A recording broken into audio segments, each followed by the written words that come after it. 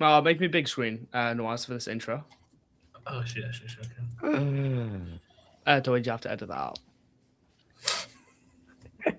Hello and welcome into the 2027 Premier League predictions, the first show from Prem de la Creme. Oh, you guys been waiting for us. We are back, and we are back with a bang. The prediction show. This is not just going to tell you, yo, this is what's happening this season. This is telling you exactly what's going to happen game week to game week and what the final table is going to be. So if you don't want any spoilers, just leave and don't watch it. But if you want to have ball knowledge over your friends and you want to know exactly what's going to happen, stay tuned for the next hour and a bit because we're going to go into everything. And I am joined by three of the goats.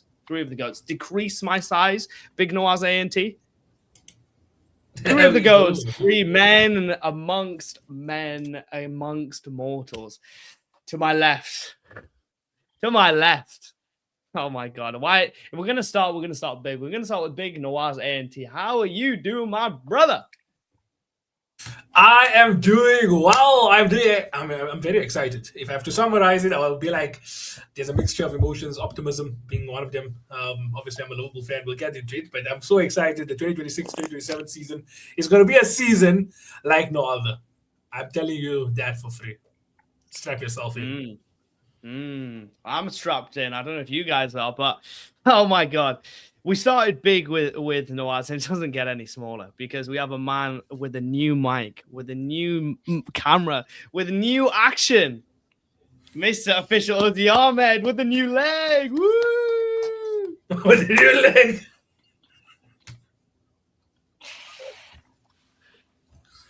You're muted.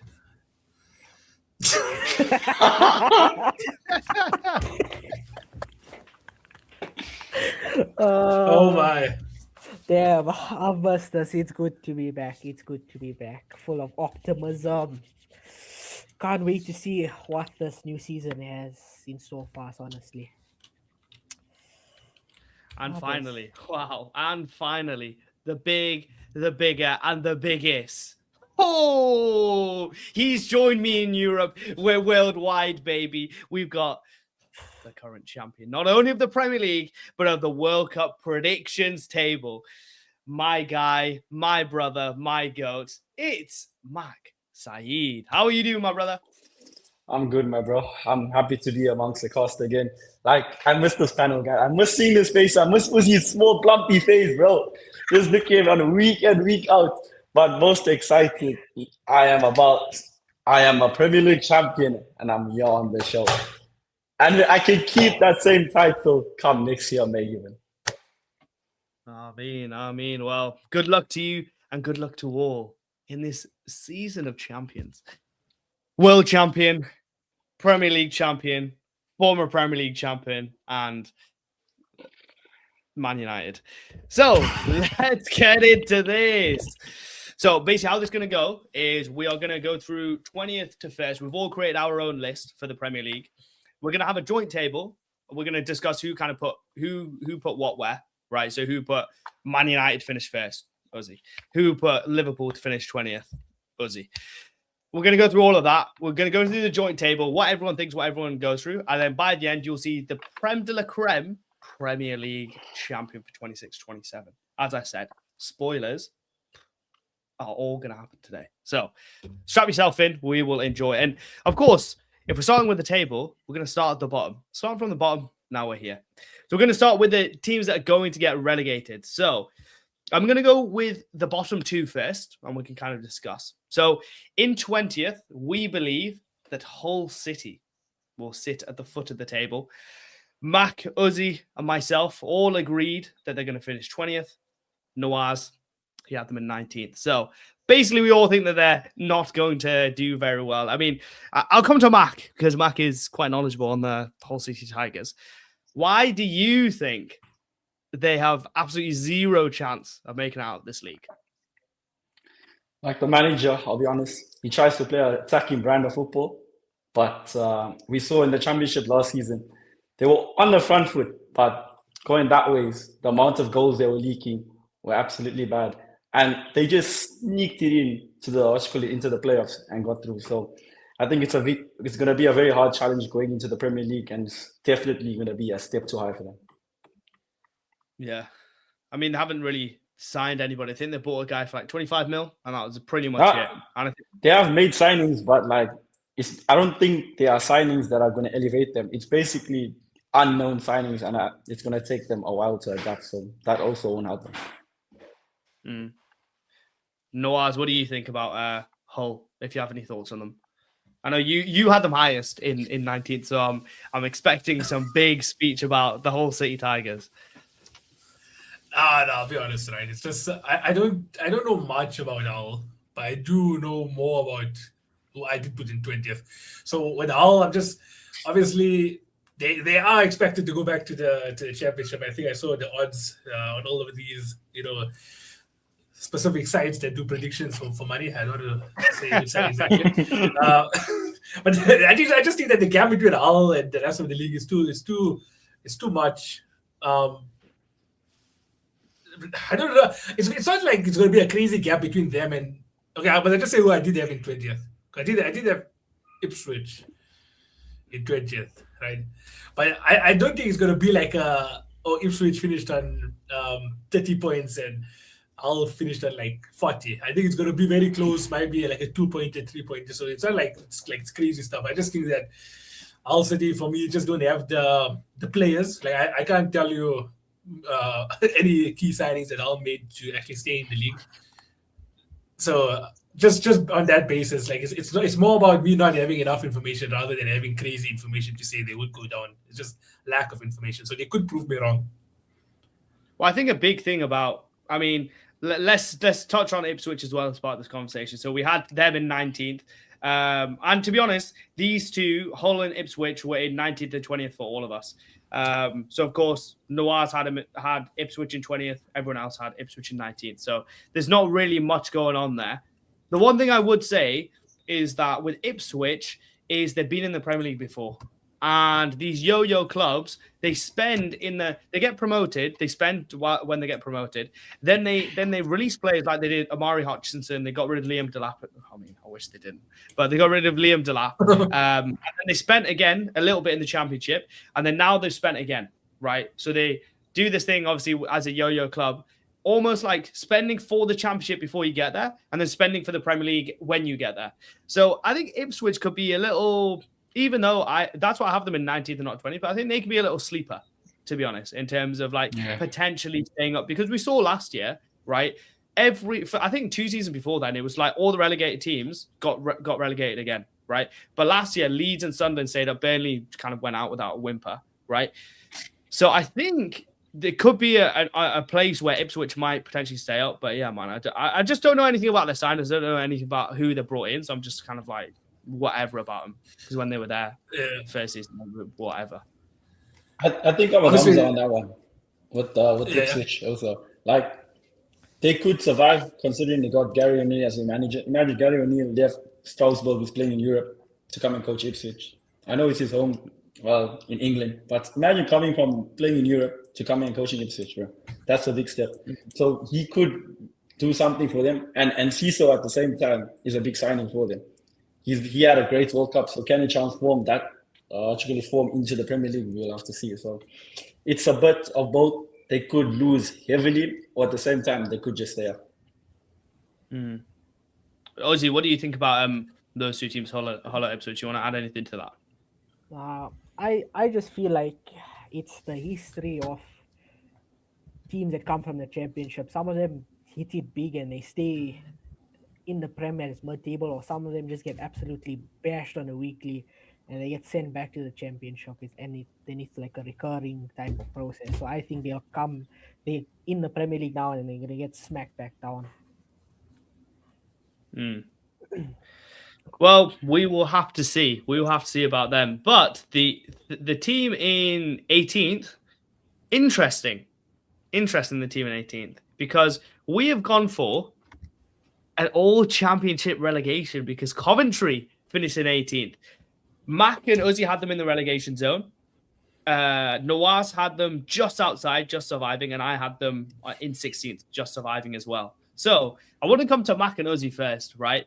What has you thinking that they have basically no chance of staying up, compared to what me and Nawaz think?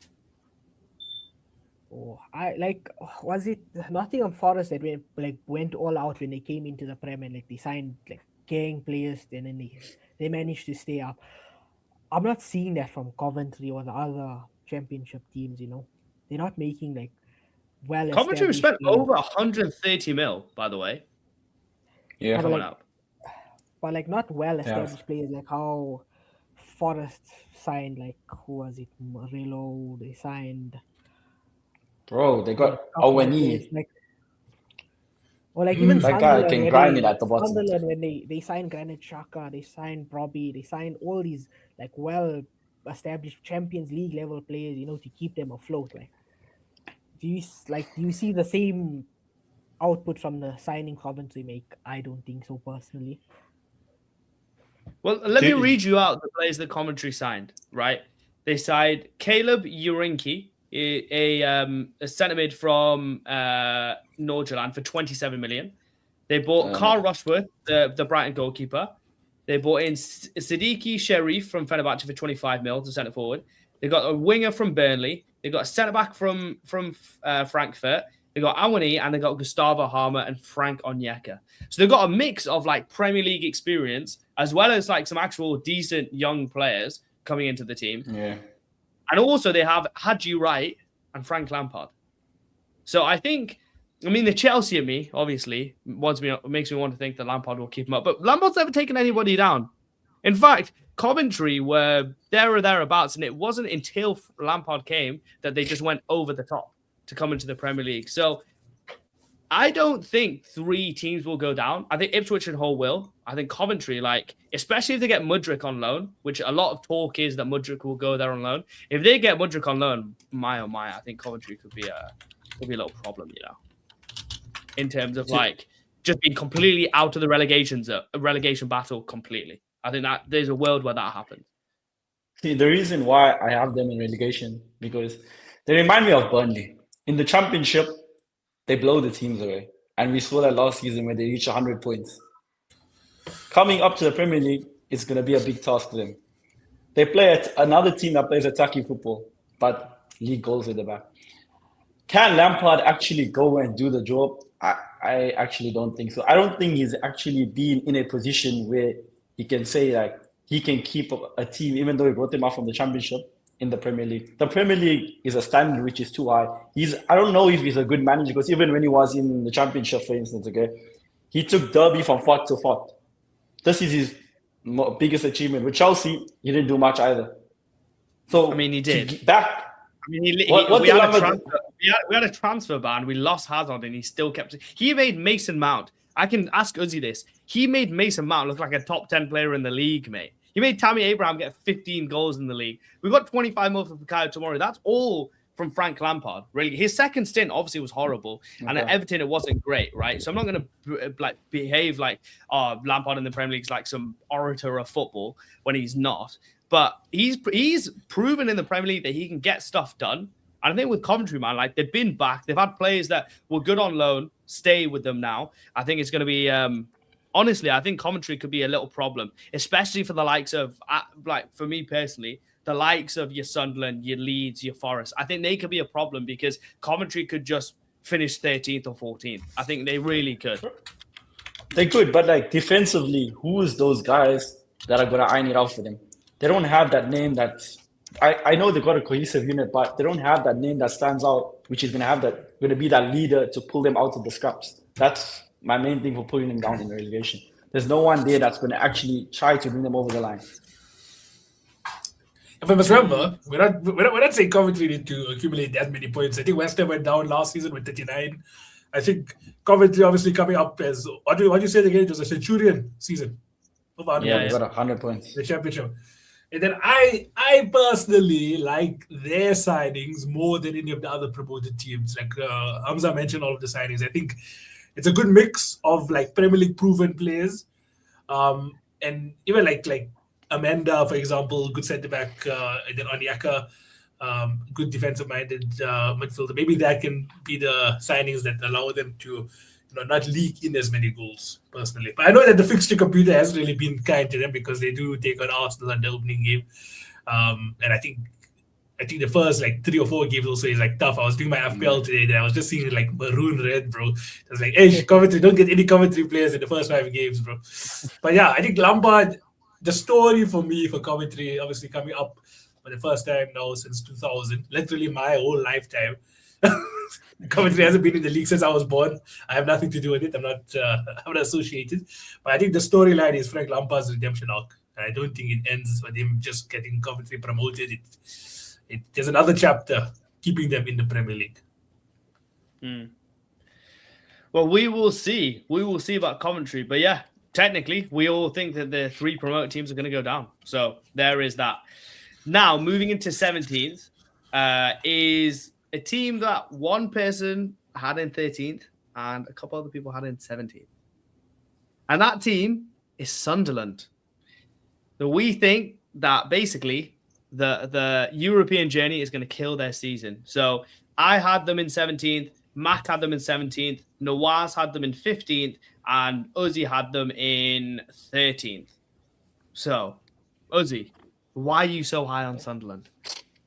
Because I think they have like decent players to stay mid-table, honestly. Because they have Shaka, they have Bobby, they have, I can't remember who else they signed like in the new window, but obviously having Europe will add more games, it'll be a harder season, but I think they can stay mid-table. I don't think they'll be- Do you know who the only signing has been? No, Yeah, I was about to say that. I don't know. Thomas Munir, bro. What the flip, bro? How are you going to survive that? Especially with 2 games a week, man. Like, especially with 2 games a week, I think this is going to be tough. Like, you are right. They do have quality in the likes of like Brian Brobby and Granit Xhaka, but like, and they do have other players that are like top players, realistically. Like the Moroccan wing, I think is pretty good. Yeah. Siddiqui in midfield, he's pretty decent. Like they have got some good players, man. Enzo Lefebvre is good as well, but yeah, I think these 2 games a week it might actually kill them. And I think there's going to be a point in the season where they're either going to have to go Europe or broke, because if they can't focus on both of them, they really can't. But yeah, man, I think Sunderland could be in trouble. But I think they'll finish 17th. But I don't think they'll be in like Spurs sort of heavy water, if you know what I mean. Like Spurs last year were actually in heavy water. I don't think Sunderland will be in heavy water like that. But I think they'll finish 17th. Yeah, they have the players to stay up. I think it's good. They have a good enough squad, even though they play twice a week. And even if you take into consideration FA Cup and Carabao Cup, sometimes in those competitions, somehow you can end up flying that by chance. You know what I'm saying? So you have to also take that into consideration. Yeah. Anyone else want to make any judgments on Sunderland? Because as we said, we're going to come back to this in May in 2027. So if you want to look like a genius, here's your opportunity to say it for all the teams. All right, I'm gonna put my neck out on the line here. Okay, I know what I said. Sunderland finishing 15th, right? Yeah. I think Hamza touched on it also. Europe or broke. Usually, when you're adding a competition, you would add some squad depth. Yeah, it looks like they let go of more players and added, right? I think Sunderland, right, have a serious chance of going down this season. They might be the first team if they play. Why are they playing against Conference League or Europa League? Europa. They might be the first team ever to be playing Champions League football, but playing in a second division team, like league domestically. Genuinely, because but we need to remember, right? Sunderland finished 7th last season, which is a very, very big overachievement, especially for a newly promoted team in the Premier League these days, right? There was a stat I saw also. Sunderland finished in the bottom 3 teams for attacking output, which means they significantly outperformed their XG. Now, another season, people basically have a season in the Premier League in a high competition to expect Sunderland's approach to games. So I think in terms of not even having that surprise factor that the newly promoted team has, that's gone. And now they don't even have, obviously, some good signings to go into Europe. A thinner squad with more competition. Like, genuinely, Sunderland, here's the hot take. Sunderland might be the first ever Champions League team that's playing second division football. That's not actually one of my hot takes, but yeah. I think that's fucking mental. Because if they To win went the- and won the Europa League, bro, honestly, I know I've got a Chelsea badge there, yeah. But obviously, I'm a Newcastle boy, bro. If they won Europa League, that would kill me more than Arsenal winning the next 10 Premier Leagues and Champions Leagues, bro. If they won Europa League That's it. after being in the pit for 8 years, yeah, not shitting on them. They beat us twice, home and away. Nick Voltamata with a header, and then Brian Bromley with a beast goal at St. James Park. If they beat us home and away 2 years in a row after being 8 years in the mire and win the Europa League, yeah, bro, wrap it up, mate. Wrap it up. Like, that would be hell on earth. That would be actual hell on earth. And I'm actually annoyed at you, Noah, for putting that into the ether. Because that's low-key, you're low-key manifesting it, and I don't appreciate that. But I think yeah. I think I actually agree with Noah's. Like they could actually go on and win. They got players in the squad like Shaka who can actually get them over the line. Imagine if Sunderland actually, that will be a proper story. It will be even bigger than Newcastle winning the Carabao Cup, bro. That will be shitting on. They will be shitting on them, bro. Let's be honest, Yeah, right? who When it are comes these to the Premier League teams, in the European competitions, the lower league ones now, it's almost like a guarantee. All right. So Sunderland is that team now. So it should be a guarantee for Sunderland to be beating all of the rest of Europe in that division. I mean, bro, Yeah, Palace, Crystal Palace, I need you to have something for me, yeah? In the semi-finals at the stadium of like the second leg, yeah? I need you to have Tomiyasu, bro. Give me one more day. Give me one more day, Tomiyasu. Give me one more day. Tommy, yeah. Oh my god, no, bro. Lads, if Sunderland even got close, bro, that'd be a shame on the whole of England for letting that happen. But to be honest, I'm not worried at all. I think Reggie Labrie will get sacked before probably in and around January time. Europa League wheels would have come off, Premier League wheels would have come off, and Sunderland will be panicking. So yeah, Reggie Labrie will be the 5th manager sacked this season, and yeah, Sunderland will just be absolute dross. To be honest, I don't even think they'll get out the group in the Europa League. I just don't see that happening at all, man. I just don't see that happening at all. I see an absolute implosion in the second season. Jokes on you, Hamza. There's no group, bro. It's just a league phase. So yeah, the league. They won't even get out of the league phase. Same thing, bro. I can't see it happening at all. Last season was just a fluke, to be honest. It can't lightning doesn't strike twice. They might beat Newcastle once this season. That might be their silver lining. So, but yeah, enjoy that on your way to the championship, Sunderland fans. You've had a nice, mate.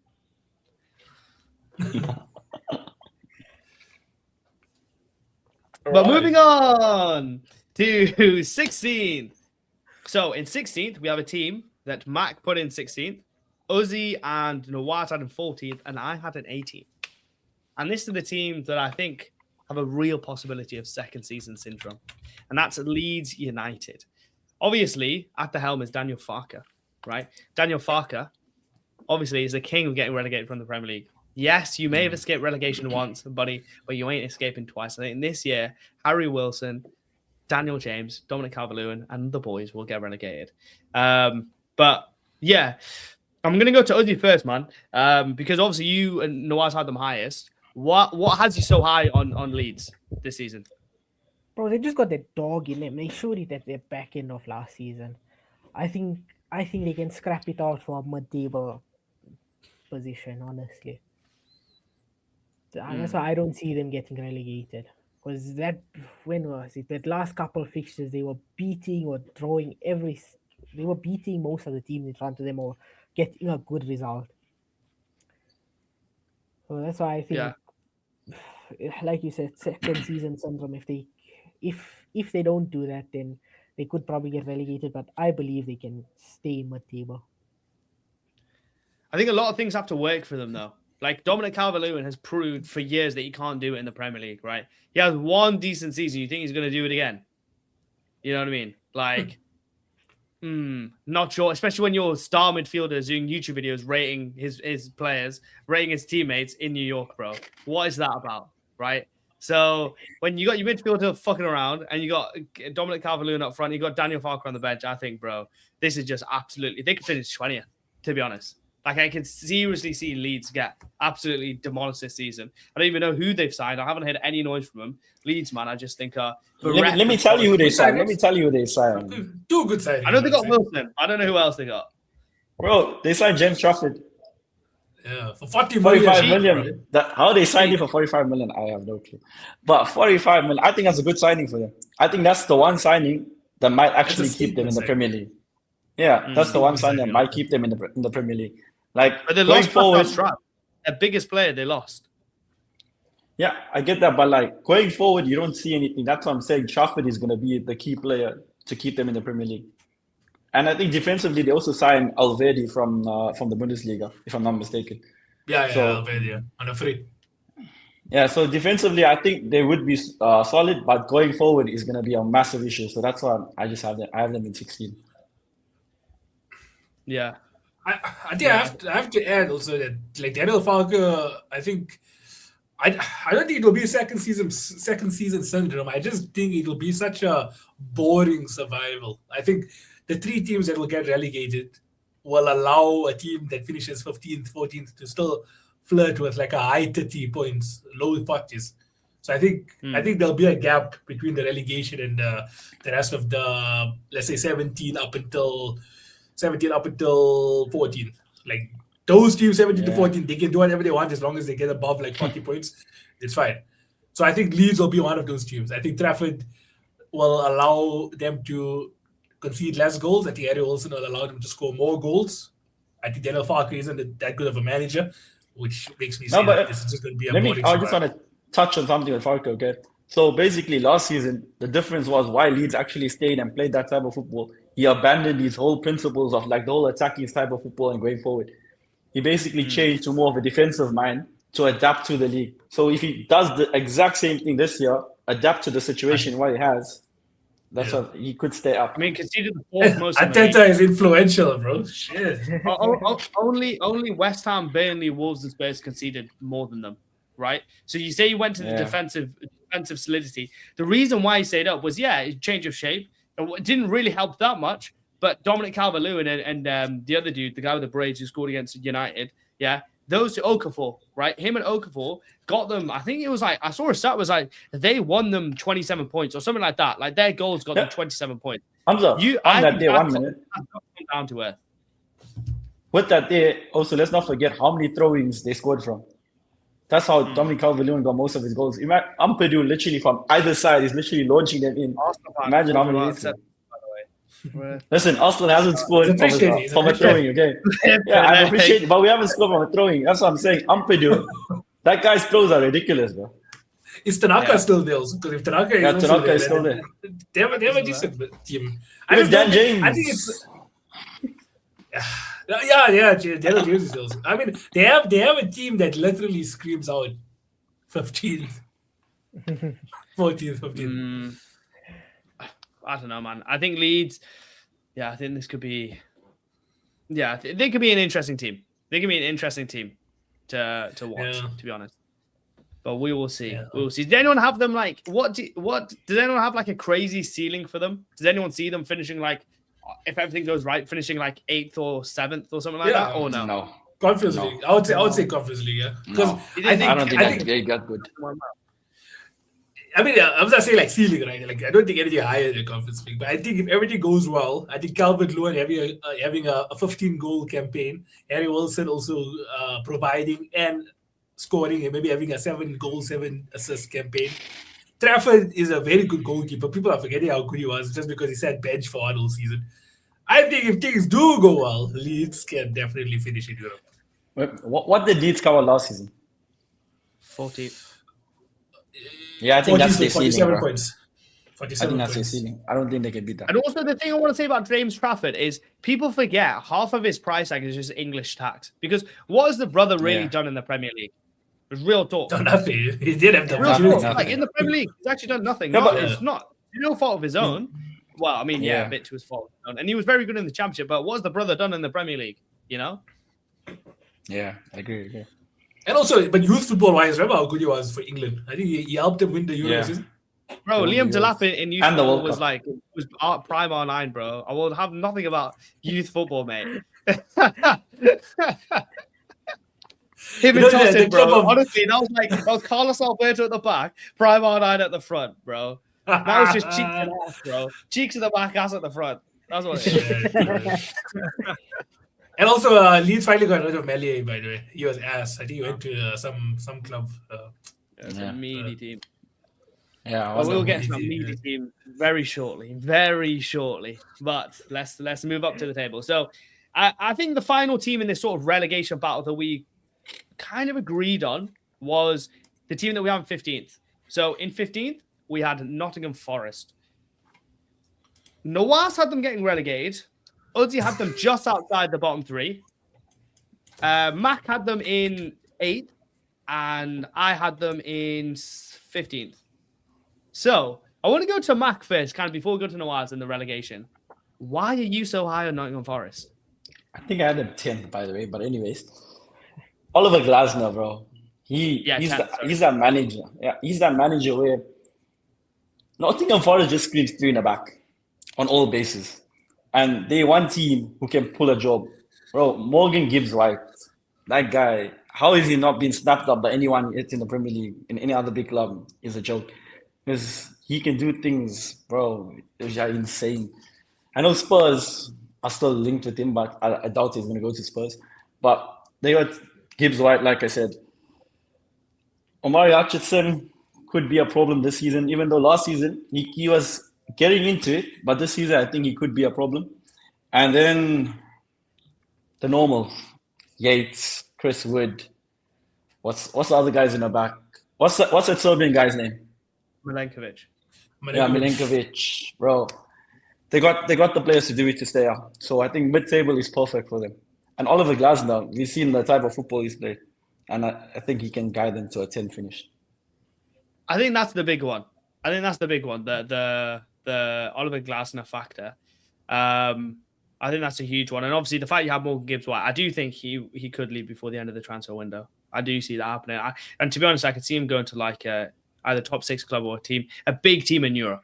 I definitely can see that. But I mean, bro, I know they brought in Usman Diamande, but they lost Elliot Anderson, the Geordie Maradona, 115 mil. The heart of that midfield, the thing that was ticking Morgan Gibbs White is just, and ticking the whole team has just been ripped out the team. And who the hell have you replaced him with? Javier Schlager. Never even heard of the brother before, right? Who the hell is Javier Schlager? You know, I think this could be a difficult season for Nottingham Forest, but I think it's going to be a difficult season. My boy Nawaz thinks they're going to go down. So Nawaz, tell me why Nottingham Forest is going to be the final team to go down, joining Ipswich and Hull. All right, so listen. I have to obviously think now, like something happens every Premier League season that no one really predicts. I think Nottingham Forest going down is one of those things. I had to obviously think of what is my thing that many people wouldn't see coming. Now, there are some factors that made me still decide with Forest going down. One of them being the reason he was appointed. The owner, Maranakis, right? If that relationship goes sour by February, he's gone. Just has to be said. But he brought him in for immediate results. From Oliver Glasner is a manager who obviously won the Europa League with Frankfurt, and then he won back-to-back trophies now with Crystal Palace, the FA Cup and the Conference League. The expectation is here. Unfortunately, he's managing a club that's Forest, right? Forest is the resources isn't here where the expectations should be, right? The expectations is that if this guy gets knocked out of the Carabao Cup and the FA Cup by February, he'll probably get sacked. And then he'll leave before Forest even go down. So that for me is why I think Forest could probably get relegated. Depends, because obviously the expectation isn't for him to challenge for the Premier League. The expectation probably is to get into the Europa League or the Conference League again. So if he's far away from European football, which looks like all of us predicted him to be, and if he gets knocked out of domestic cups, he gets sacked, and I think Forest just start going down more and more. Like you also mentioned that Elliot Anderson is gone. I do think they have some good players, but defensively, maybe that's when they start going down. And also looked at it like this, right? I think when we do Premier League predictions, we always think of like what we have right now, right? we don't think of how it's going to look in November, how it's going to look in January, how it's going to look in April. Because realistically, that's what matters, not what it looks like now, right? Last season, they had 3 managers. No, actually, they might have had 4, right? They had Nuno for a bit. Then they had Ange, then they had Sean Dyche, and then they had, who the hell did they have else? Right, they had somebody else. I know they did. Was it Pereira? Vito Pereira? Yeah. Yeah, they had 4 managers, bro. So we're talking about Ollie Glasner now. Bro, who's telling me that Ollie Glasner is not going to get his P45 before November? You know? That's what I'm saying. Germany. You know what I mean? Like, that genuinely might be the case. I think Forest are so combustible. Yes, they've got a lot of talent. Yes, Diamante's good. Yes, Morilla's good. Yes, Gibbs White's good, man. But, like, bro, to bank on them to finish anything high, I think is kind of crazy, to be honest. I know Uzi had them in, I mean, what did Uzi have them in? Uzi had them just outside relegation, to be fair. Yeah. It's really the same arguments here where that the manager he's a hothead, bro. He's a retard mostly. Because how can you go to 4 managers in one season? Oh, the manager. Oh, the owner. I thought you said the manager. I was like, what? No, the owner. You meant the owner, right? Yeah. Sorry. The owner is a retard, right? He went through 4 managers. Hey, that's it. Right.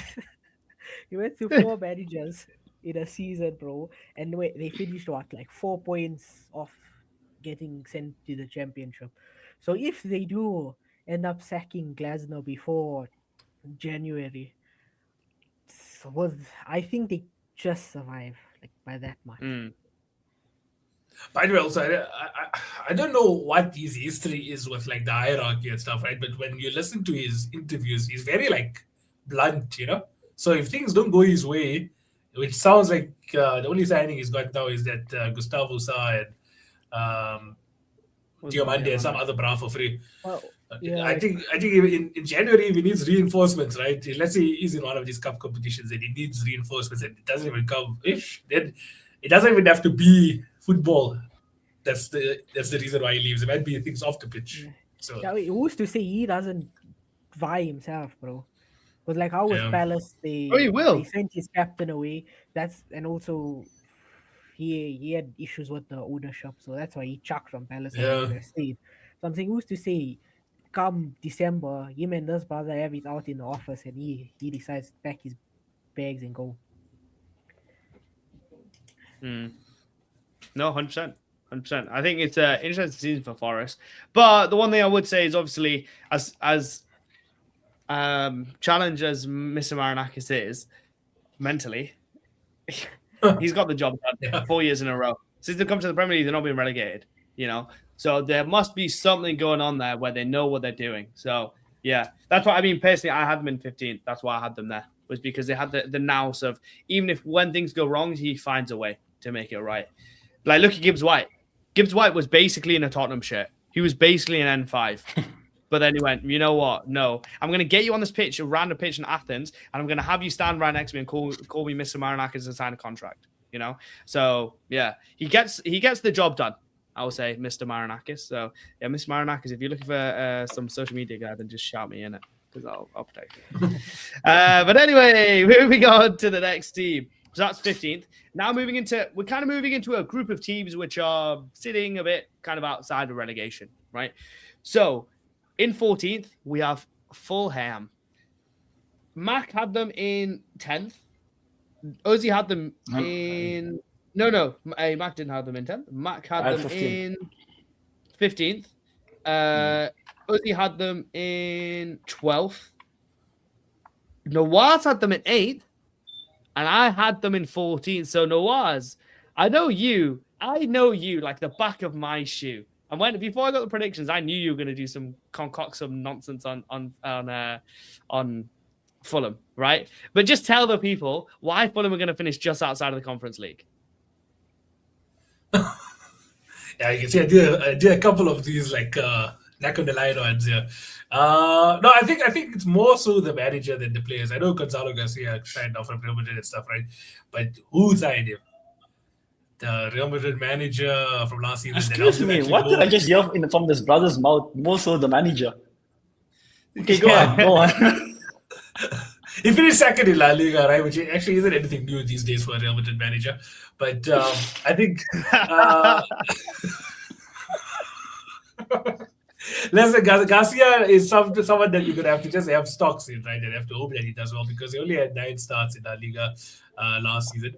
Fulham have been they have the reputation of being like mid-table, right?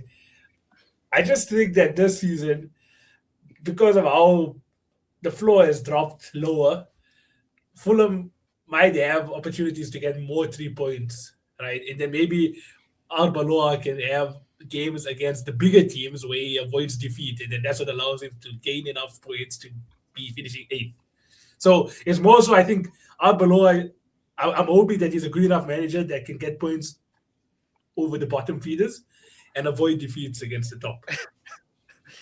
Well, let me name you the players that he lost, right? Because one man's trash is another man's treasure in Gonzalo Garcia. But let me walk you through the other players that they lost. Harry Wilson on a free transfer got over 12 goal involvements last year in the Premier League.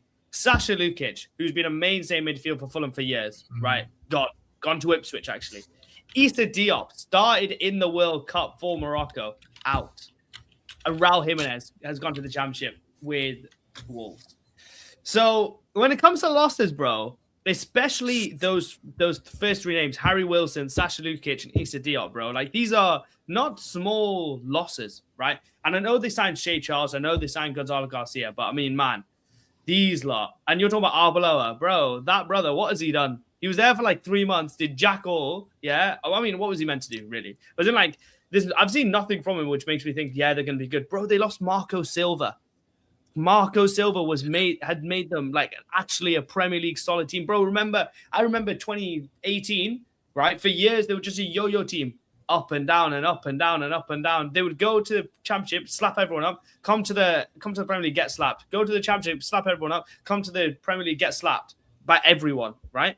It's Marco Silva. That was the big thing. And I think Mac's going to touch upon it. But I think the manager might actually, even though he might have a bit of pull, I think in terms of a management, I think that's the biggest loss for Fulham is losing Marco Silva. Yeah, I agree with that. Like Fulham, I feel like they have experience across the board.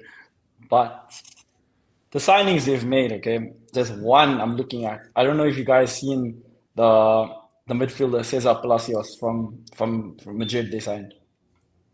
This guy, I think he's gonna be a shining light. Yeah, this is my clippable moment, guys. Anyways, this guy is gonna be the shining light in this Premier League, bro. Literally, you know how David Silva played. This is like David Silva 2.0. Just watch this guy, Cesar Palacios. Like I watched 2 friendly games of this guy, and I'm already sold by him. Man, I don't know. Don't ask me what I'm watching Fulham for, bro. But for some reason, I decided to watch one game. I saw the guy bowled it out. I said, let me watch a second game. And he didn't fail to disappoint. Cesar Palacios is a name you have to watch out for. Because, bruh, that kid, he's only 18 years old. And to be doing it against grown men also is fantastic. I think he's one guy who can actually do it for Fulham and keep them up, considering the names that went out. And Fulham, like no one said, he has trust in Arbeloa. I watched the Fulham games, okay? I don't know what type of football he actually plays. Do you know? Just vibes, bro. No, because I saw him play like free attacking football. Then he like set up in a low block for a whole half. Then I was like, what is this bro trying to gauge? Like, what is he doing? Is he trying to sort out his different tactics for different parts in the season or what? I don't know. That's what a lot of the managers are doing now also. Like they're very adaptable to the teams that they verse instead of having a full-out philosophy. So maybe but like, that's what he's trying to go for. This is not Real Madrid, bro. You don't have the big players. Coming to the Premier League is a big task.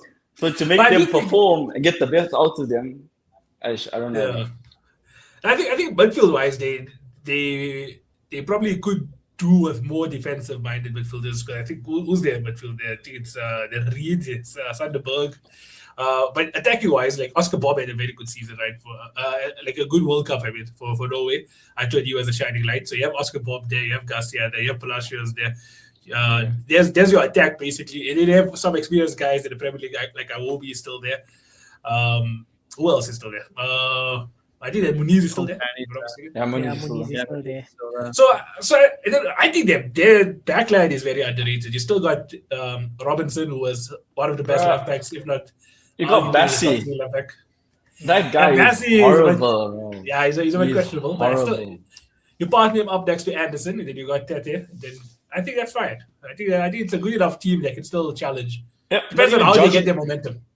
judging from his games, what I've seen, his number 6 has been Reed. Imagine this brother hasn't played a proper season in the last 2 years, and you're going to be over reliant on Reed to be your number 6 going into a new Premier League season. Well, Mac, Nah, don't man. say that to Nawaz, bro, because Mac's got because Nawaz is scarred. Because obviously, if you remember last season, Yeah. winning at Yeah. Creme and he scores the goal of the goal of his life against these Bro, lot. good So goal, Harrison good Reed, goal. bro, Why not? he holds the line his heart. But that's that on Fulham. We'll move on.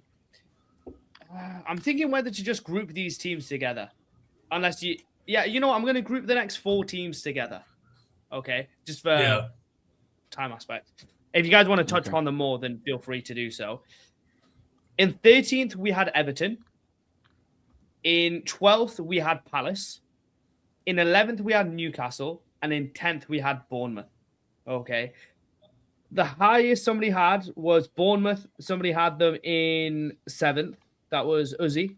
And Newcastle, Mac had Newcastle in 7th, I believe. No, in 8th. Mac had Newcastle in 8th. Uzi had Bournemouth in 8th, and that was pretty much the highest of all of those teams. So, discuss Everton, Palace, Newcastle, and Bournemouth. Wait, did I have Newcastle? You had Newcastle in 15th. Yeah, okay. But let's go to Uzi on that then. That's actually low. Bro, they lost Bruno G. You lost Tonali. Yo, you basically lost your midfield, bro. The 2 juggernauts in that midfield. And How do you... and your main outlet in Anthony Gordon to Barcelona. And I don't know if Newcastle made any signings. Hamza, you can... Sean Steer, bro. Sean Steer. Steer. Bamba. And there was some other dude from Monaco. Dedic on it. But, Dedic, Right bro. back, yeah, he's right back. Whoa. That guy. Yeah, he's a problem. He's a problem. But Yeah, sorry. No, go for it. I know Tonali didn't have the greatest of seasons last season, but losing your captain and losing his man next to him, anyone stepping into that Newcastle midfield will have big shoes to fill. So I don't think they'll be fighting for Europe. I think also mid-table for this season, and also might lose the manager in the process of the season. Well, they lost anyhow. Oh, they lost him. Okay, yeah. Then Uzi, on that day, 1 minute. Uzi, how much football did you watch in the Saudi League? Hey, very little. I wanted to know how was Matthias Jesse. I know the fact. I know the fact you're gonna bring up. Yeah. I know the fact you're gonna bring up. Yeah, what was his type of football? That's what I want I to don't know, know. bro. I only watch Al Nassr games once in a while. Okay, how was Al Nassr versus Al Ahly? I don't even know, bro. I barely watch it. I watch it once in a while. Wait, Al Ahly, the Egypt one was Brother, this guy. No one smacked this guy, bro. I'm talking about Saudi. I can't remember, bro. It's too far back. Anyway. Basically, what Mac is going to say is they want back-to-back. I agree. I had Newcastle in 13th. Mac had Newcastle in 8th. And Nawaz had them in 10th. To be honest, man, the Newcastle last season finished in 15th. No, finished in 12th. How many points off 15th? 4 points off 15th, right? 10 points off relegation. They were booty last year. And that's when they had Bruno. That's when they had Tonali. That's when they had Gordon, right? And I think they have made some good signings. Like the Toure, the guy from Hoffenheim, I think is pretty decent. Stir is pretty good signing. They got a new goalkeeper. And they obviously got Bamba as well. I think there was someone else in there. But, they made some signings. Dedic, yeah. They made some good signings, man. But, when PIF came in, the promise was we're going to win the Premier League, right? That was the thing. We're going to win trophies, win the Premier League. They built a team. They built a manager. And when Isak left, it all fell apart, right? And that's got to come from the inside. And they're rebuilding it again. I don't see Newcastle going down, but man, it's going to be a difficult one this season. It's going to be a really difficult one for Newcastle because also up front. Yeah, but I mean, bro, look up front. You got Asula, yeah, cool guy, lovely guy. Asula, cool guy. Bro, You've but got you know, Volta, on the Asula thing, I think this is like we're gonna see the rise of William Asula. Like I think we're gonna see a lot more. He's of not him. that good. No, He's not bro, that I good. think he could be, bro. You don't know the Premier League. Anything can happen. Like some managers, like if they put their arm over your shoulder, bro, he's one of those guys I think that can actually perform on in the Premier League and get them. Imagine they play one game a week even. They're not even playing Champions League or Europa League or anything in Europe. That's the reason why I had them in so I even watching like a couple of these videos. I know I shouldn't be judging off like what you call it, YouTube videos and stuff, but look at the manager, the intensity, the levels bringing to the club. It looks high, bro. So that's why from there I'm just trying to look from like an external point of view to see maybe to get them over in that top 10. I don't know. I think it'll be too much because you've lost your heart, right? You've lost Bruno Guimaraes and you lost Anthony Gordon.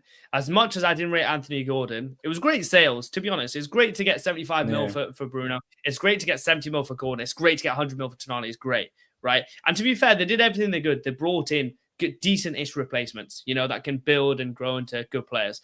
But I don't want Newcastle to become this sort of like feeder club, right? I hope that these players that come in are good and stay at Newcastle because, yeah, I think this could definitely be a transitional season, especially with a manager, man. Because you got to think when Eddie Howe came in, we were in the relegation zone. I think we had only won like 2 in the first 10 games. I say we, like obviously if I'm from Newcastle as well, that's what I'm saying that, even though I've got this on, right?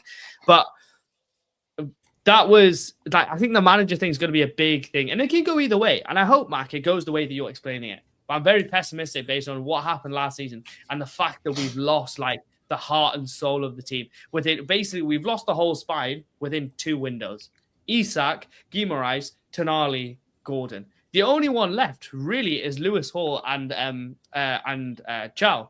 That's basically it. Apart from that, it's like, what have you got left? You know what I mean? So, I mean, Livermento's still at the club somehow, but he's injured. But I think they got Botman, you got Shka. I think defensively they'll be all right. Botman never plays because he's always injured. And I always see him in Jesmond. It's a place in Newcastle. I see him always just chilling there in the cafes, bro. That's all he does. Literally, every time I'm in Jesmond, he's literally just sitting in a cafe. That's literally all he does with his flipping life, man. It's like, go do physio on your leg and become a proper footballer, you freak, right? But when he plays, he's good, yeah. But, I mean, outside of that, bro, like Dan Burn, Howard. I love Dan Burn, but like, come on, man. Oh, yeah. He can't, like, I'm down on Newcastle. No one would say this is a guy from Newcastle, and I'm the guy in Sintra, bro. And I'm backing them, and this guy is crazy.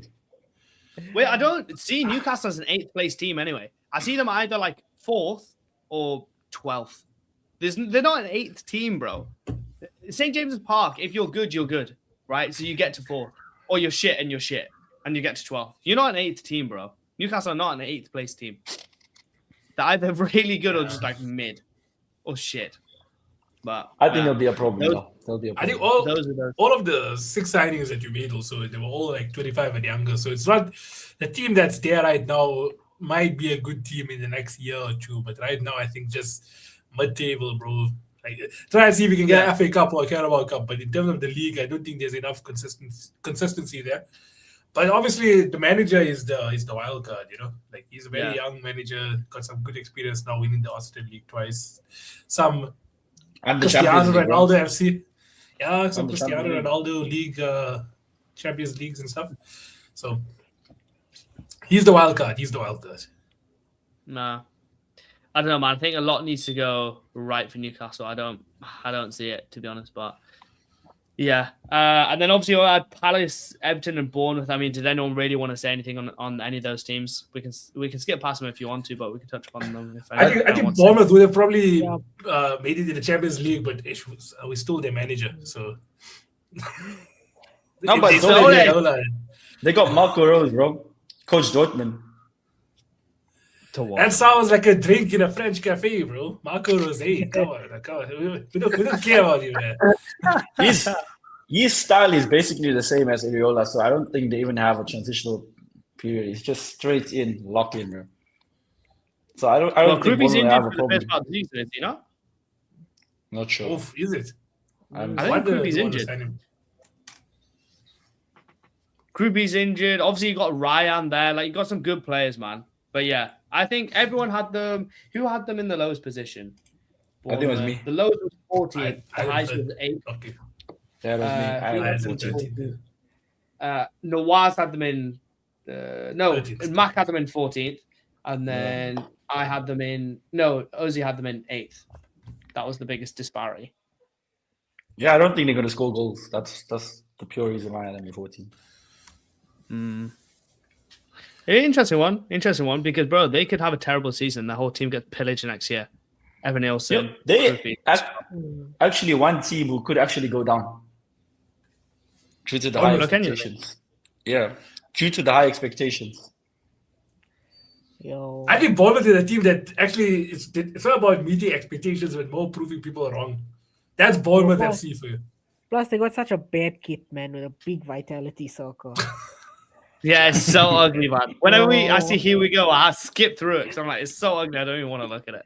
Bro, like I get Discovery wants to be out there, bro, but like not taking up like 80% of the kit.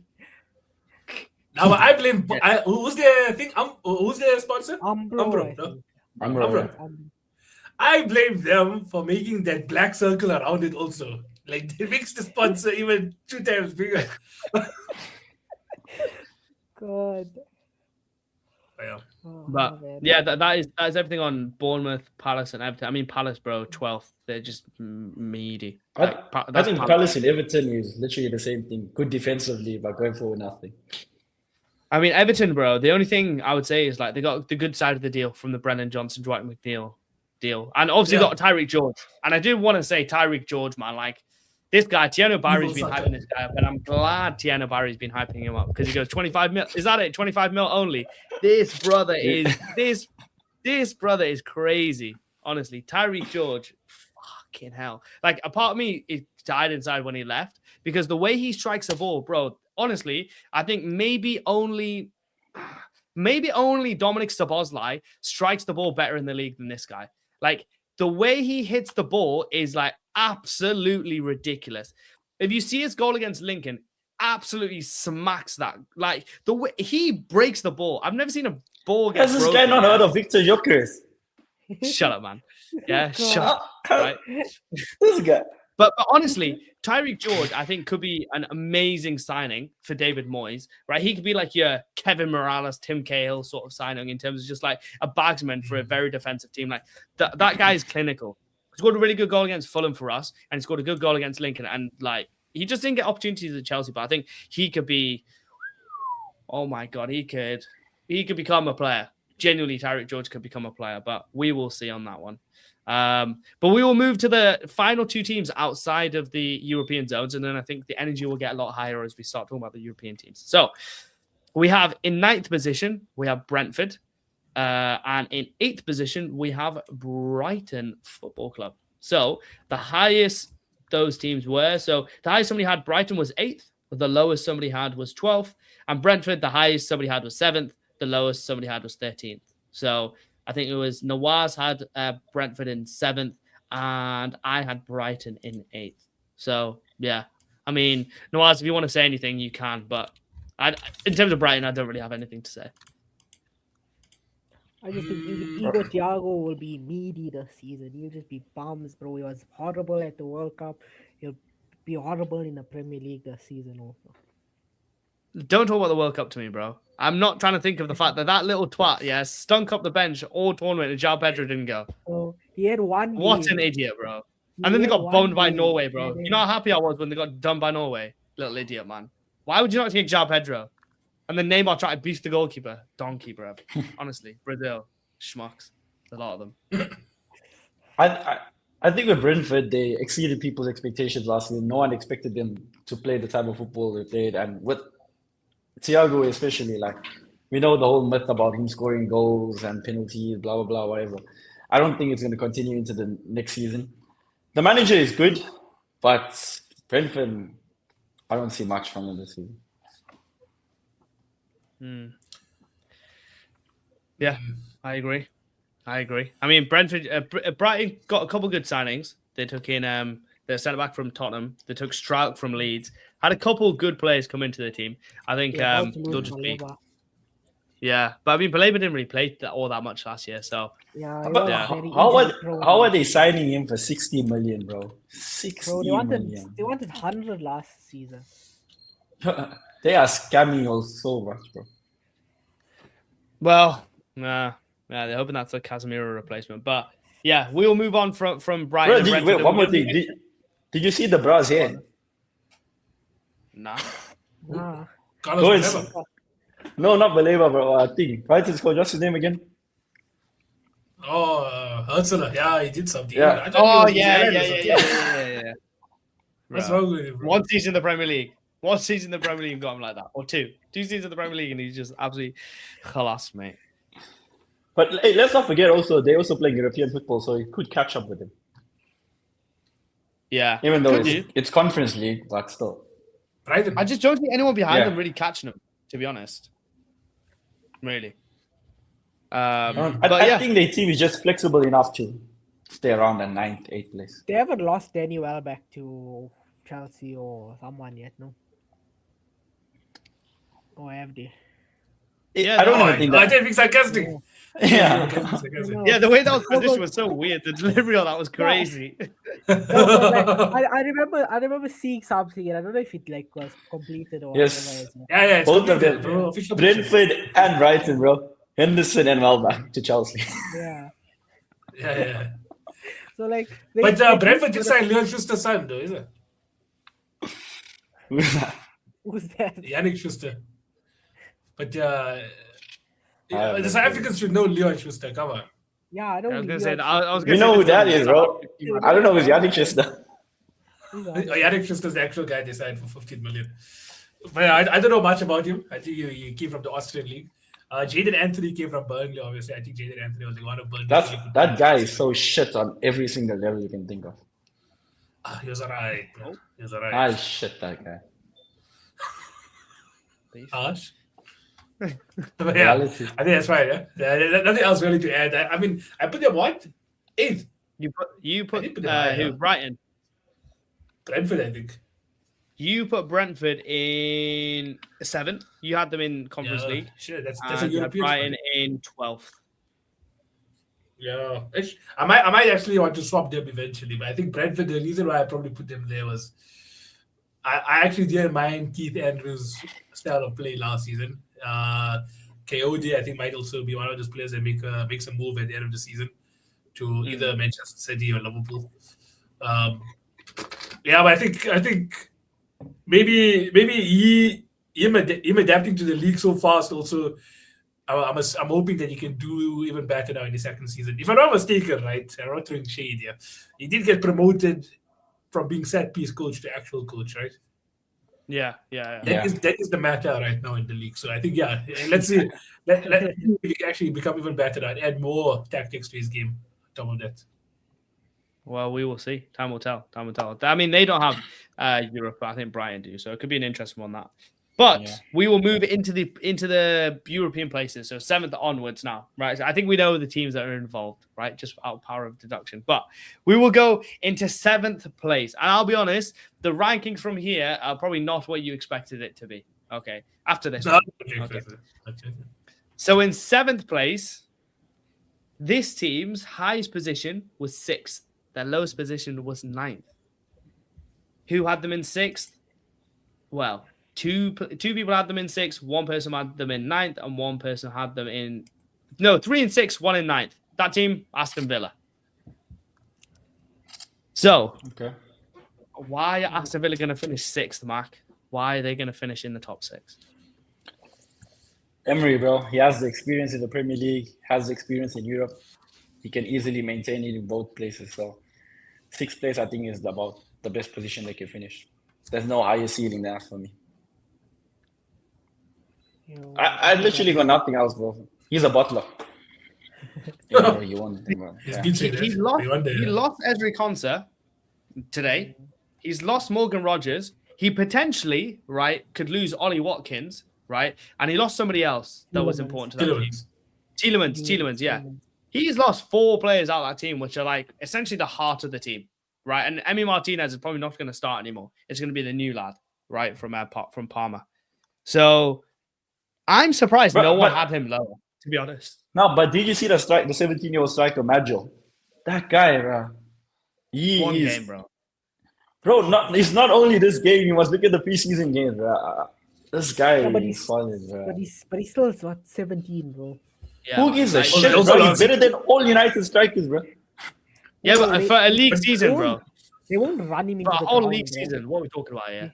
Plus, they I play think he could do it. football, bro. They're not gonna run him He- into the ground, bro. He's so like robust, bro, and physical. At that age of 17, bro, he's looking like Lukaku I saw when he it. first burst onto the That's scene. what he Bro. did. Not later on, Lukaku, but when he first burst onto the scene. So Where's Bromley? I have hopes for the guy, bro. Well, I think Manzambi's a very good signing. I know they sold him from Newcastle. I think that's a Yeah. really, really good signing. But I don't know, man. I think they've been. I put them in 6, but that was more kind of like power of deduction more than anything. Yeah.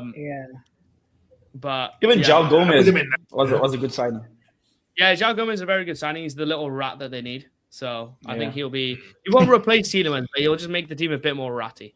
I don't know if you've ever watched him for Wolves, but he's just like a rat midfielder. It's terrible, bro. Yeah, Yeah. Dude, We once Liverpool played Wolves about like 4 or 5 times, bro. So we came up against him quite a few times. do you know he's one of those footballers that can't speak properly? Like he stutters and speaks. And he has like a heavy stutter, bro. That's what I hated that. Yeah, I'm not hating on him, I'm just saying he's one of those players, bro. Fuck. So, imagine referees trying to understand him. Firstly, he speaks Brazilian. You're a Second bad of guy, all, he bro. stutters. Man said Yeah. he's got a stutter. Why is that even a That's why I say shit footballer. No, I rate João Gomez, bro. I Oh rate him. my god. The referees won't understand what the hell is bro talking about. No, I'm saying he speaks Brazilian and then he stutters. Bro. It's too much. Bro is literally cooking up shit in a kettle. That's literally what bro's cooking. He was genuinely just cooking up shit in a kettle. The fuck is he talking about? Let me add some logic back to the conversation, okay? Because I think maybe we hit that point where we just have to avoid any dead space. Okay. I think, because I had them in 9th, right? Which now puts them completely out of the European spots. Obviously, winning the Europa League means now they'll be in the Champions League. So let's see how far they go in that competition. I don't think they'll really go that far. But I think losing your best creative player with Morgan Rogers and then losing also your most reliable midfielder in the same window with Tielemans will have an effect. Right? Like we said, João Gomez doesn't really give you that. He's not as technical, basically, as Tielemans. He almost have the exact same physicality for a player that's so much more younger, which is bad. But in terms of progressing the ball and going forward, I don't think João Gomez comes anywhere near Tielemans. And then, some exciting signings, obviously, on Menzambi and Garnacho was a player that Unai Emery wanted before he went to Chelsea. So let's see now. He finally got his signing. Let's see if he can revitalize the boy's career. So yeah, I think 9th is like a fair spot for them. Yeah, I see it. Especially today with losing Ezri Konsa. I think that's huge, mate. Like really and truly, losing Ezri Konsa is massive. I know they didn't want to sell him. They wanted like 8 mil for him, but man, like, Bro, that is. Ezri Konsa's debut is actually going to be against Villa. So damn. Shout out to Suzuki also, by the way. Yeah. He could have gone to PSG, bro, and went to Villa. What a guy. By the way, like what's Martinez going to do now after staying at Villa for like the 4th consecutive year after wanting to leave and nearly leaving, but now staying there? Like the fans will hate this guy, surely. No, I think he's going to leave. He's not leaving to Juventus. Well, I mean, he can't just sit on bench, bro. Like he actually can't. Yeah. And they can't spend 35 million on a keeper not play him. So that definitely is gonna end up with him leaving. Right? It's just where he goes to. He'll probably go to like fucking some mid-table Premier League team, really and truly, or Chelsea. That's probably what's gonna happen. really and truly. When we find out that Man Mike through Pence isn't Chelsea. But that's Villa. That's Villa finishing. We believe they're going to finish in 7th position. Now we're going to move into like the traditional top 6. Okay, so in 6th position, with an overall score of 60 points. Okay, of a weighted score of 60 points. This team, people had them as high as 5th and as low as 7th. This team comes from the dirty side of London. It's Tottenham Football Club. Tottenham Hotspur Football Club. We have finishing in 6th position. And it was indeed Makanuzzi that had them in 7th, and myself and Nawaz who had them in 5th. So I'm going to throw it over to Nawaz because he was as high as I was on them. Why are they finishing 5th after finishing 17th last season and nearly getting relegated? And the season before that. Yeah. As well. Yeah, I think that's that season when they beat Man United in the Europa League final. Yeah. That has to be said. Yeah, but I think this will be the biggest swing in the Premier League this season. Like either way, from top to bottom or from bottom to top. Spurs have no European football. I think they have a decent manager. I don't want to categorize him as an elite manager, but you know he is good, and I think he's definitely a lot better than average. Like I really rate De Zerbi, right?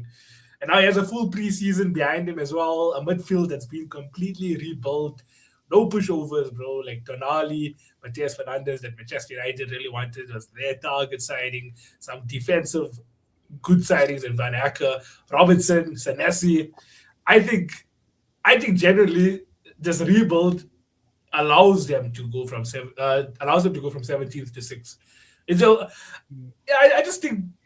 I think De Zerbi obviously has proved himself also in the league with Brighton.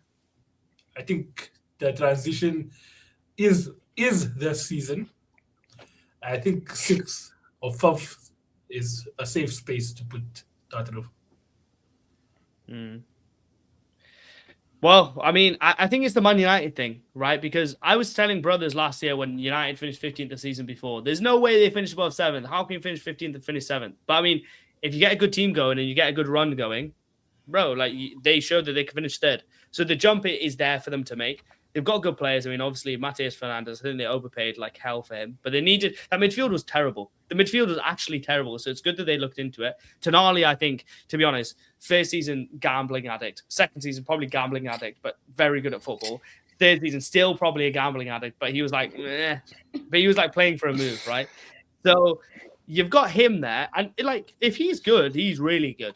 You know, like if he can grab that team, you got James Maddison or Kulusevski in front of him, and you got Tonali and maybe Matheus Fernandes behind, bro. That's a really good midfield. And Van Hecken. You could add also to the attack Savinho and Mamouche also. Yeah, Mamouche, I didn't judge you. Yeah. I don't think it'll happen because Kulusevski will be back also. Kulusevski has been out, bro. But I don't know if the guy had a baby, 2 babies, 3. I don't know. He is big, man. I think he'll be back for this season, bro. I know he's been injured for gang time, but I think he'll be back this season. He was one of their better players over the years. Yeah, but I think a big loss for them is obviously the fact that they lost Jed Spence and they lost their captain in Romero. You know, and I know Romero has led them to 17th. But I mean, the fact that you lose your captain, you lose Jed Spence, and you lose Vuskovic, right? That the big centre back who's meant to be that guy, bro. I think yes, you brought in Senesi, yes, you brought in Van Hecker, but I mean, man, like it still doesn't mean their team is that good. I know I've gone 5th for them, but I think that's more down to the manager than anything else. James Maddison would be back there. Is Maddison not the captain or something after Romero? Yeah. I don't know. But he was like, I'm pretty sure Romero was the captain for a long time. Yeah, but like, I guess like on paper, it sounds worse than it is. Oh, Spurs lose their captain, but that was a toxic relationship that needed to end for both parties. So I think it's actually best that it ended and both of them went their separate ways. Because I think it was getting toxic that he wasn't a captain. He just had the armband. Yeah, true. Yeah. If anything, Van de Ven was more of the leader in that team. Yeah, that's true. Fucking hell. If Van de Ven is your leader, bro, I was below, bro. Like, Man signed a 5-year not contract. even me making draft for top 10, bro. That guy is just a pace mention, mate. He is Bro, but the absolute that- bro. That's one of the reasons I have them in 7. Going forward, they can do bits, but defensively, I'm looking at Robertson at left back. I know Robertson Good back in the player, day. And the pitch is Good massive, player. by the way. Good player. In Tottenham Hotspur Stadium, the pitch is massive, by the way. Yeah. That guy is gonna get stretched like an elastic band. Bro. Good player. Good player. Then you go a right back, Pedro Porro. I know you won the World Cup, okay, and you won the Euros and good everything player. before, but Good Pedro player. Porro, Good centre player. backs. You got Danzo, Van de Ven. Who else is there? Who else did they Vanessa, sign? Vanessa. Vanessa is Yeah, but like, decent, bro. are they gonna get them out of their holes to actually When I push say they're on to gonna get win the Europe? league, when I say they're gonna win the Okay, league, okay, that's a decent backline too. Answer me this: who's the goalkeeper? I know Vicardo went out on loan, right? But I think the Bravka they signed. Yeah. So I don't know if the Hey, Bravka. the Bravka. That guy I don't know, has he shouldn't be been. there. He's shouldn't there. be That there. guy has been a second keeper at United, Newcastle, Burnley. Bro, he was out there. What? too, so What is happening? And then they got Kinski who's slipping like there's no tomorrow. He's probably the main guy. Yeah, maybe He is the main keeper. But like, how do you guys see them actually finishing above 7?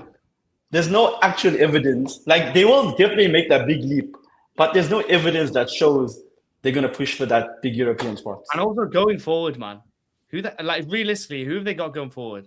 Solanke. Javi Simmons. He's gonna be the only creator. Well, Kudus. We don't even know when Kudus is back. Oh yeah, Kudus. Yeah. I think they're good, man. I think they're good. I think midfield wise and defensively, they're one of the best in the league. So it's all about can they convert. One of the shots. I best. think- Hey, Nawaz is Oh, Yeah, that's crazy. really brought That's that to the crazy. camera. That's crazy. One of the best. we'll see. No, like Nawaz obviously now loves it's his name tag. predictive. I've noticed. This You know, is- genuinely, this I is noticed where about it's Nawaz. going When- to go, bro. When I was getting his list, I was like, this guy loves the name tags, bro. Like his name tags is heavy in his mind, bro. Wow. No, I think No, I'm it's just very predictive, right? Because obviously going off the past 2 seasons, Spurs defensively, I think I have a stat here. Let me bring up my notes here. Spurs, Oh according shit! to Opta, Defensively. Bro, according to Opta, right, there's about Honestly, 3.23 goals why per would game you that get involve foul Spurs. So it means like they'll either score or they'll concede more than Yeah. 1.5 goals. But that's purely on the basis because they are attacking possession team, like to going forward. But going that ways, on the counter, I don't think the Zerbi is good enough to shut out those goals. Especially, like I said, right back Porro, left back or left wing back, Andy Robertson. Mm. No, the Zerbi's Brighton, I remember they didn't really keep that many clean sheets, in all honesty. So I think they used to score as much as they used to concede. So, yeah, with Spurs, I think, 8th or 9th. is it? Yeah. Also, take into consideration defensive errors from the centre backs, from the goalkeepers, all of that leading to. You can't take that Yeah, out. but I of don't the think equation. I really rate Van Acker, I'll be honest. And then if He he's is next to good, Van de but Ven, still, bro. then I think that's a solid enough role, in all honesty. And Tonali, bro. As much as I think he's a little. Tonali in rough front of if them too. we're going to Tottenham, yeah. Like, bro, that guy, if he's good, oh my word, bro. The physicality in that team next to Bentancur, right? I'm surprised I'm using his name, but like next to him or Pape Sarr. I think Tonali and Pape Sarr could be like a nice little midfield with James Maddison or Xavi Simmons in front of him. Could be like a nice little midfield that, or even him, Mateus Fernandez and James Maddison, something like that. It could be a good little midfield, man. So I think they have what it takes. Because, bro, to finish 5th, you don't need to be the best team in the league, obviously, because you're finishing 5th, Yeah.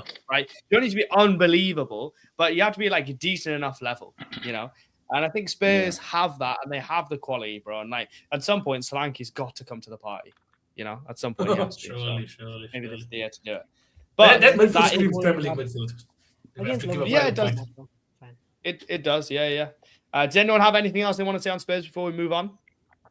Right, What think we of think of Tottenham. Tottenham? Shit! Shit. What we think of shit? Tottenham! That's alright. That's alright. Oh, We needed that You know what? chorus, bro, from Nawaz. Me and man, yeah, dude, the Sorry. deep raspy voice. Yeah, sorry. But let's move into the top 5, right? And obviously, all our teams are in the top 5 because we haven't spoken about them yet. Spicy. So we know who are in the top 5, but we don't know where they are in the top 5. Okay, so I'm just going to tell you where these lot were ranked in people's lineups. Okay, this team who finished in 5th, finished 2nd, 3rd, 5th, and 6th, and that team is Glory Man United. Glory Man United. Glory Man United. Aussie team is fucking shit. Hey. Manchester United are finishing in 5th, according to the Creme panel. Only 2 points outside of the top 4, I will say. Okay, so let's go over to Uzi.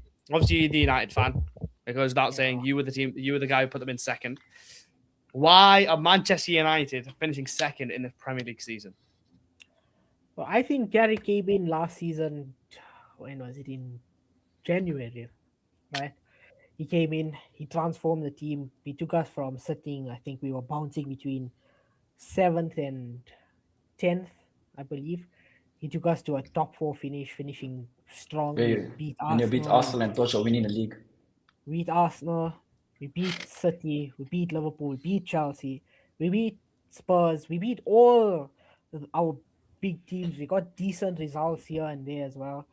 So I think with a full preseason, plus he signed Yuri Tielemans, we got Baleba coming soon. We got Marcus Rashford returning, right, after a good season in Barcelona. I think with Bumo having a decent preseason, Cunha had a really good World Cup. Benjamin Sesko is coming back from injury. Matthias de Ligt is coming back from injury. If we sign a good left back, I think we'll finish really strong. I don't think we'll win the league, but I think 2nd or 3rd is a really good finish. Yeah. Because I cannot be seeing Luke Shaw starting in big 2027 come January. Well, let's throw it over to Nawaz, because Nawaz obviously had them in 6th, which is the lowest ranking out of the whole panel. He's a Liverpool We had fan, 2nd, we had 6th. bro. Of course. Nawaz, the floor is yours. Now listen. I'll give Carrick some credit. I think he had 39 points in 17 games. I think in his time span in the Premier League, actually accumulated more points than Arsenal even.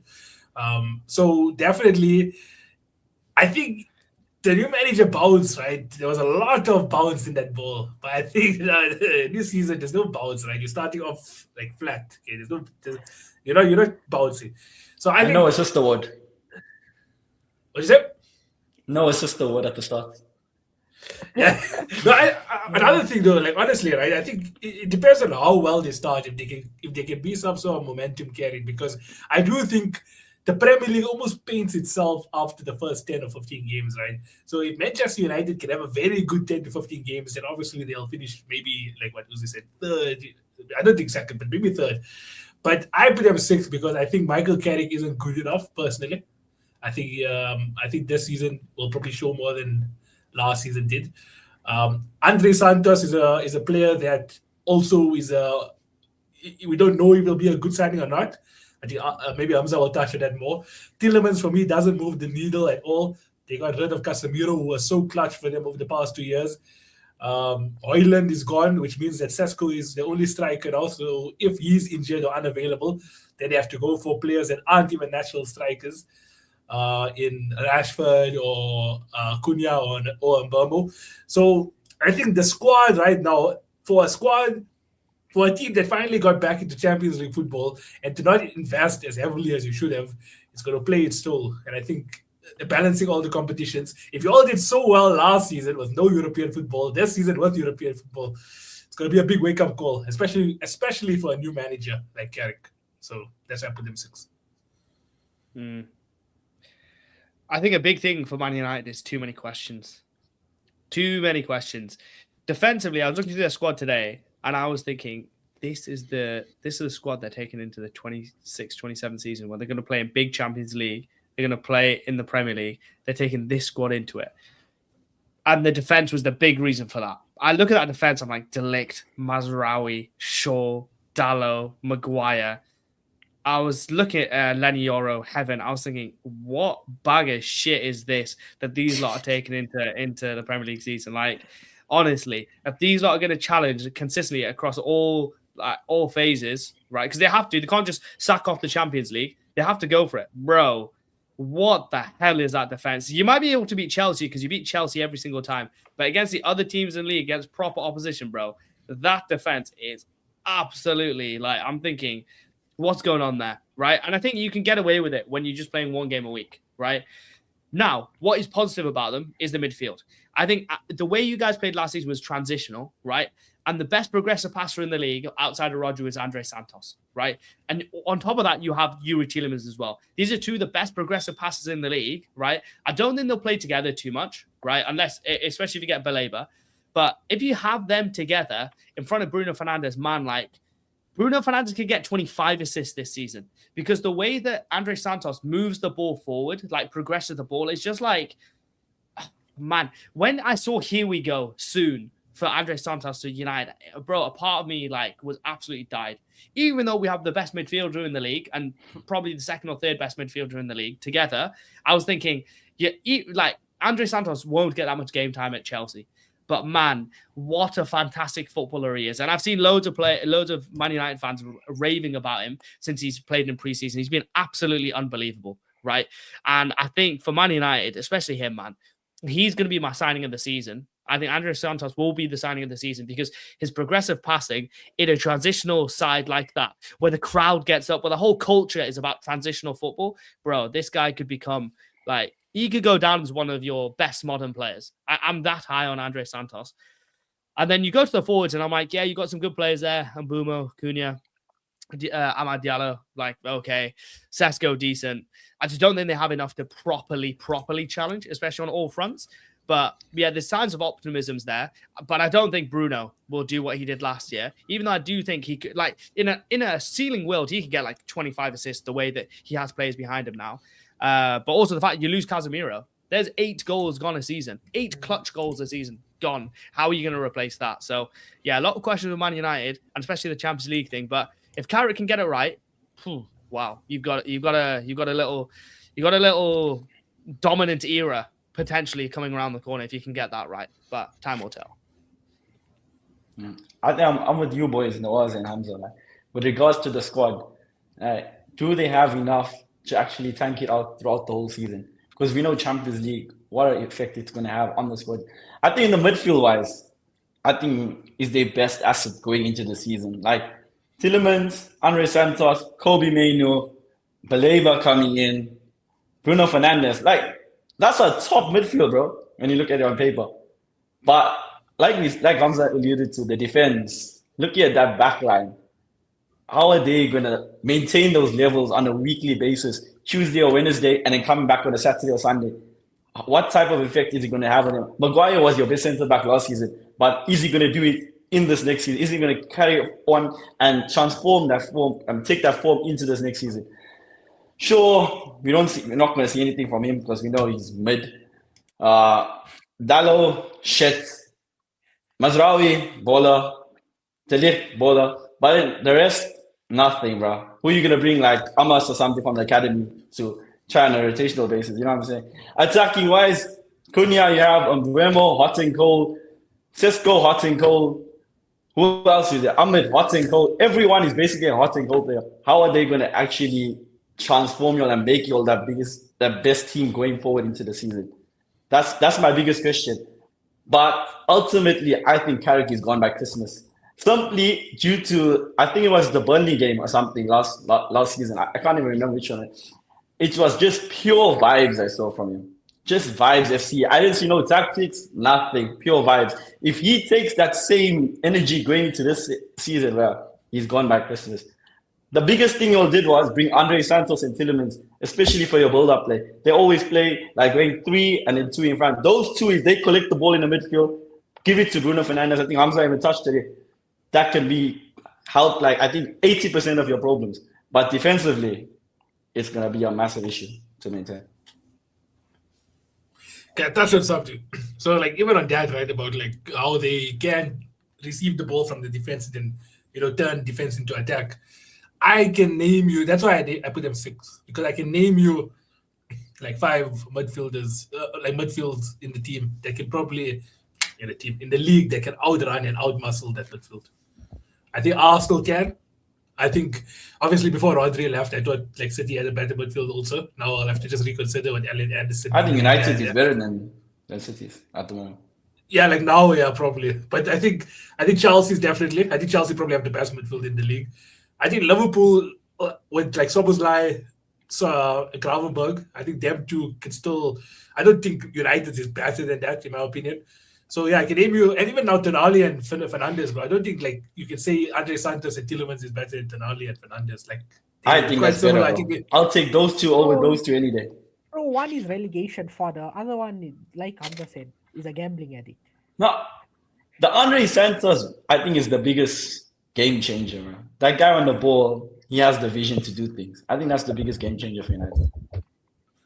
It's just the mistakes in his game. That's the only thing I'd say about Andre Santos is he does have a couple of mistakes in the game.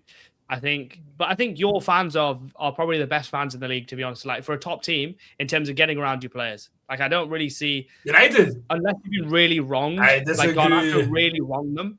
Apart from that, like genuinely, I don't think another group of fans get around their players like these guys do. I disagree. Okay. No, they get behind the players and the manager, but they don't get behind Ineos. I think that's the only thing with United. But they fans. so Everything I back their hear is players, about Ineos. Honestly, they so back their players. That's the one thing I have to respect about Man United fans, especially the match-going fans. They really, other big teams like boo their own players or will not support elements of it. Man United fans are just like proper good people. Like they're good, they're good-hearted to their players. They're really good-hearted to their players, you know. And I think I don't know. There isn't like yeah. Go on. No, I was just gonna say like I can give you 3 on the top of my head that probably. But the thing is, obviously, if you give them ammo, then they'll be against you. But like Onana, Dalot, Maguire, before he made his redemption, he had to score a couple of. No, but they weren't ever like rude to Maguire. They weren't ever like personal with Maguire. They weren't, and they still like backed him. No, they weren't. The guys, reports. No, they were backing him even though he had his own case and everything, bro. Yeah, bro. Like they weren't with Maguire. Onana, yeah, but Onana was like chatting shit and being so ass, bro. Like he got to a point where there was no signs of potential there, you know. And Garnacho was just being straight out rude to them, you know. And then it's like, bro, if you do that to northern people in UK in general, bro, they will be so nice, friendly to you. If you wrong them, then you'll find out that you've wronged them, you know. But yeah, that's why I think with Andre Santos, he'll get away with a bit because he does have mistakes in his game, but he'll be able to weed those out. And I think, bro, if United get on top of teams, bro, Andre Santos, by the way, just look out for him. Some of his progressive passes will be unreal. And I hope Kobe Mainoo plays a bit more this year. But does anyone else have anything else to say on United? I think one more thing. I think with that's where we'll see Rashford thrive. Because Rashford has been screaming. Miss me with Rashford, bro. That guy's fit. Like, leave him alone. I think he's gonna. I think he'll be something this season. Leave him alone, bro. I would have taken him for 50 million Arsenal. His relationship bro. status He's is so like ass, man. He scored 1 free kick against Barcelona. Scored a couple of goals against Real Madrid. Sorry, scored a couple of goals against Newcastle. Yeah, bro. You speak to any Barcelona fan, yeah, bro. They will tell him he's mid. He is so mid. He's mid. He's only there on a technicality. He's only at United on a technicality. He's not there because he's good, bro. Like, he's literally only there on a technicality. I think you're being harsh. I think you're being harsh. No, I'm not, bro. But this guy's still a wonder kid. He's more of a star boy than fucking Saka is. And he's like 400 years old, bro. Miss me with Rashford, bro. That ship has sailed, mate. No, bro. Is that when your mate's like still stalking his old girlfriend, bro? It's just like fucking leave that ex alone, bro. Like leave her, bro. It's done. It's finished. If it was gonna work, it would have worked, bro. Like we've seen Rashford at his best, bro. When he's 31 goals. You just confirming Hamza's point. 4 years ago. 4 years. In 4 years of football, bro, it's a lifetime, mate.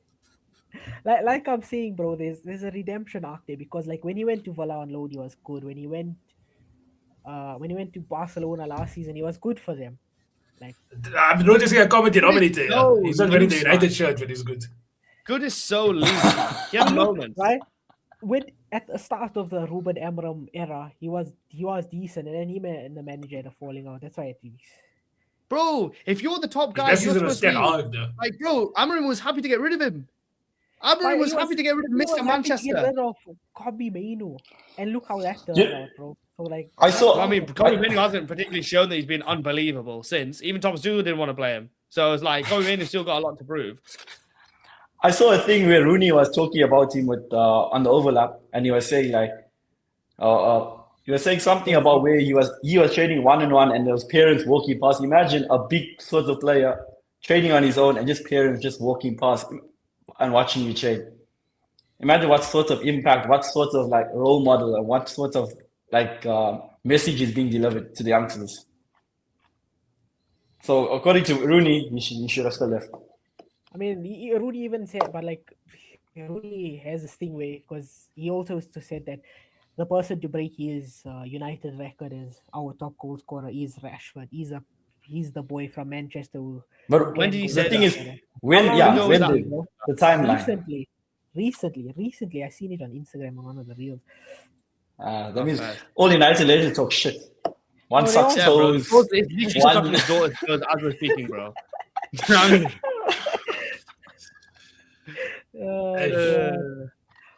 But yeah, man, I don't even see. To be honest, I don't see Marcus Rashford even playing more than like 15 games this season. That boy is finished at Man United, bro. Like he should just leave. He should genuinely pack his bags and leave. Like for the best of his career, you know, he should just go. I have a question. I Of, honestly think he'll be playing a lot. where are we going to see Patrick Dogu play? Left back or left wing? That's a question, bro. Has he played That's a preseason? good question. Yeah, he's been playing left mid a lot in preseason, but also Left mid. That's Bale. He's That's been- Bale regen that. But like Bale. he's been like hot and cold at left mid also. So I don't know Hmm. where. But like also fans are very reactionary because last season when he scored a cracker against Arsenal, we said Which was a handball. it was not the head ball. His hand is here, bro. What you want him Hey, to chuck it yo. off? Handball. Right? When it's Everyone was gone. screaming we had Gareth Bale reincarnated. But then now in preseason we're like just ship him off. They're very reactionary. So I don't want to see him at left wing. I'd rather But see now, him- wait. Now you're just proving the other point about not backing the players. No, I'm saying they like very reactionary in that sense where like like that's how most football players are. Crazy. So But like the team is shit, and the fans are shit too. Bro, the team beat your team. Shut up. My team is still the champions, bro. I don't. You can beat me how many times you want, but I'll still win the Premier League. Take that into I mean, account. maybe the fans do have a different perspective to it. Because remember, I get a lot of like watching obviously Sky and watching Premier League and all these United legends absolutely shit on them on this team for the past like decade, bro. So maybe that's why I was a bit like my judgment was clouded because Scholes shits on them, Keane shits on them, even Rudy every now and again shits on them. Nicky Banter recently said, yeah. I think Keane is like honest in his approach, but Scholes, that guy is not made for punditry. Like some of the takes he said, like even now he said Bruno coming to Arsenal is a shitter deal than Tonali going to Tottenham. Yeah, no, he's gone, man. Sorry. I don't think Bruno's that's that exposed. crazy to say, to be honest. In that sense, I don't think that's that crazy to say because, like, yeah, Bruno will obviously look better because Arsenal are a better team. Sandro Tonali, like, could Bruno take Tottenham out the mire as much as Tonali could? I'm not like, I don't think that's that far fetched, to be honest. I think Sandro Tonali is probably a better fit for Tottenham. I don't think that's that crazy, but you just can't communicate. Scholes can't communicate. That's what it is. Yeah, It's very poor, his punditry. it sounds like he just woke up. Yeah. That's him speaking. Yeah, that is Like, so. That is such a. Yeah, that's a good take. That that is so true. Fuck it out. That's actually so. You could have actually put that any more perfect. It sounds like he's just woken up. Fuck it out. No one told me that today, bro. I look like I just woke up. Oh yeah, so it's a United thing. It's a United thing, yeah. Okay, so let's move into the top four, and these two teams were tied, right? But I'm not going to tell you the team that finished above. I'm going to go into fourth position first. Okay, so the team that we predicted would finish fourth in the Premier League season, two people had them in third. One person had them in seventh. and one person had them winning it all. That team is Liverpool Football Club. We had finishing in 4th position. So I'll reveal who said what. So obviously the team who said they were going to win the league. Let's all say it on 3. 1, 2, 3. Nawaz. Yeah. And the team, and then Mac and Uzi had them in 3rd, and I had them in 7th. This guy does rate. Who wants to compare it? Nawaz or Hamza? I think we should give Hamza the floor. Yeah, I'll give Hamza the floor. I was looking expecting Uzi because I thought, United fan. But hey, 7th. I was being unbiased. I complimented your team so much. Crazy. Here's why. Nawaz. I remember a wise man once told me in the summer of 2025, it's not about if we win, it's how we win, how much we're going to win by. We're going to win so much, we're going to get sick of winning by, quoted Nawaz Adatule on a TikTok live. Liverpool Football Club. I have a special place in my heart for Liverpool. I low-key like them, right? But here's why they're going to finish 7th, okay? 7th. First of all, defense. Let's go to the defense. Leone, out until January. Xhaka, young buck. Van Dijk, going off a cliff. Ronald Araujo, wall kisser. That is it. That's all you have in defense.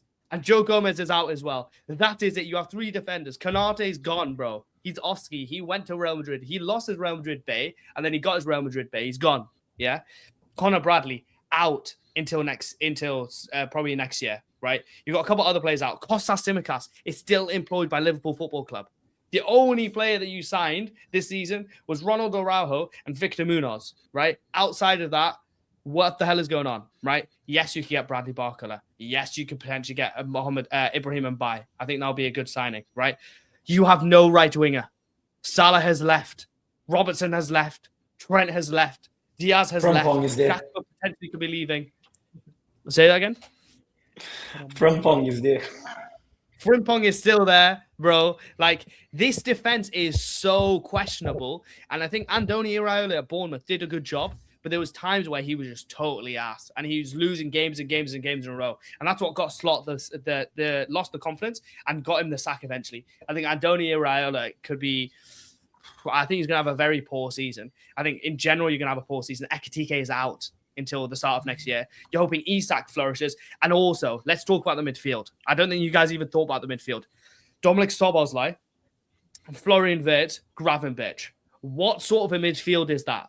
These boys all want to get on the ball. Who's gonna be sitting in that defense? Who's gonna be sitting in front of the defense? Because Gravenberch proved that he couldn't do it last year, right? Szoboszlai, bro, he's playing centre back, centre mid, right back, right mid, centre attacking mid, striker, bro. This guy can do everything, but that's gonna be a problem for him. Florian Wirtz, bro, this guy's gonna be pushed out to the left, and eventually he's gonna get pushed out the club. Yeah.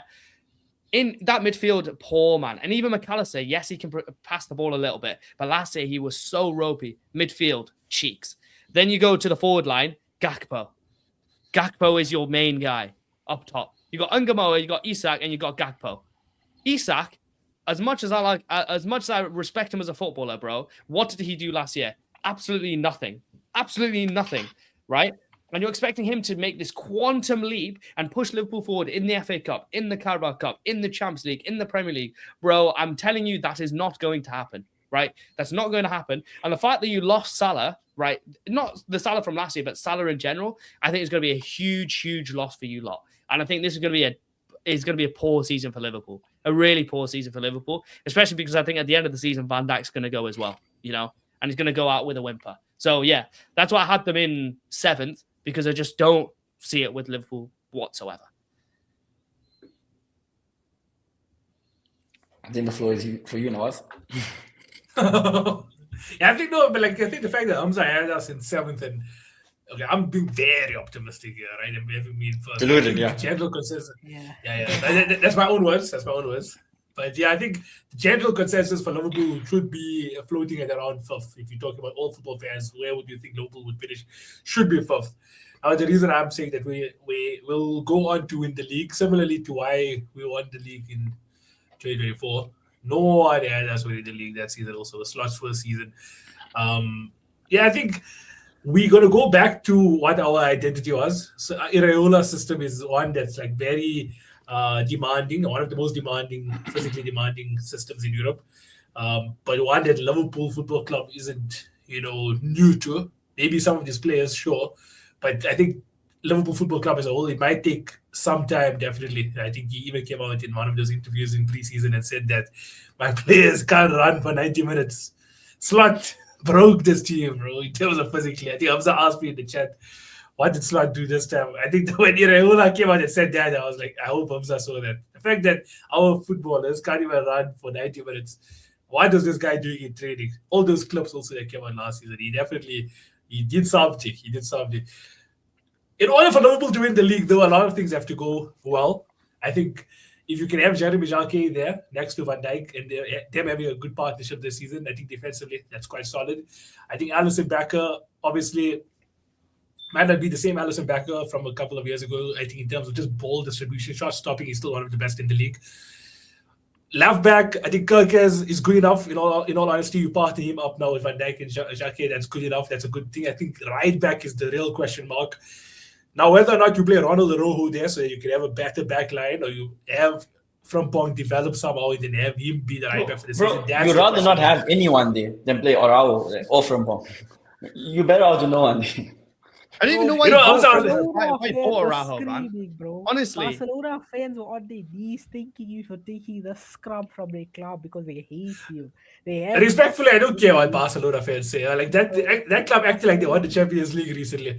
Like they need to realize that they were not too long ago. They had a front line of Adama Traore, Braithwaite, and Flop and Sergio Aguero, bro. So they need to remember where they're coming from. Also, that club. Bro, but Araujo was cheeks, bro. Every time this brother he yanks a random play in a box. He's giving away stupid penalties, getting stupid red cards. He's really bad, bro.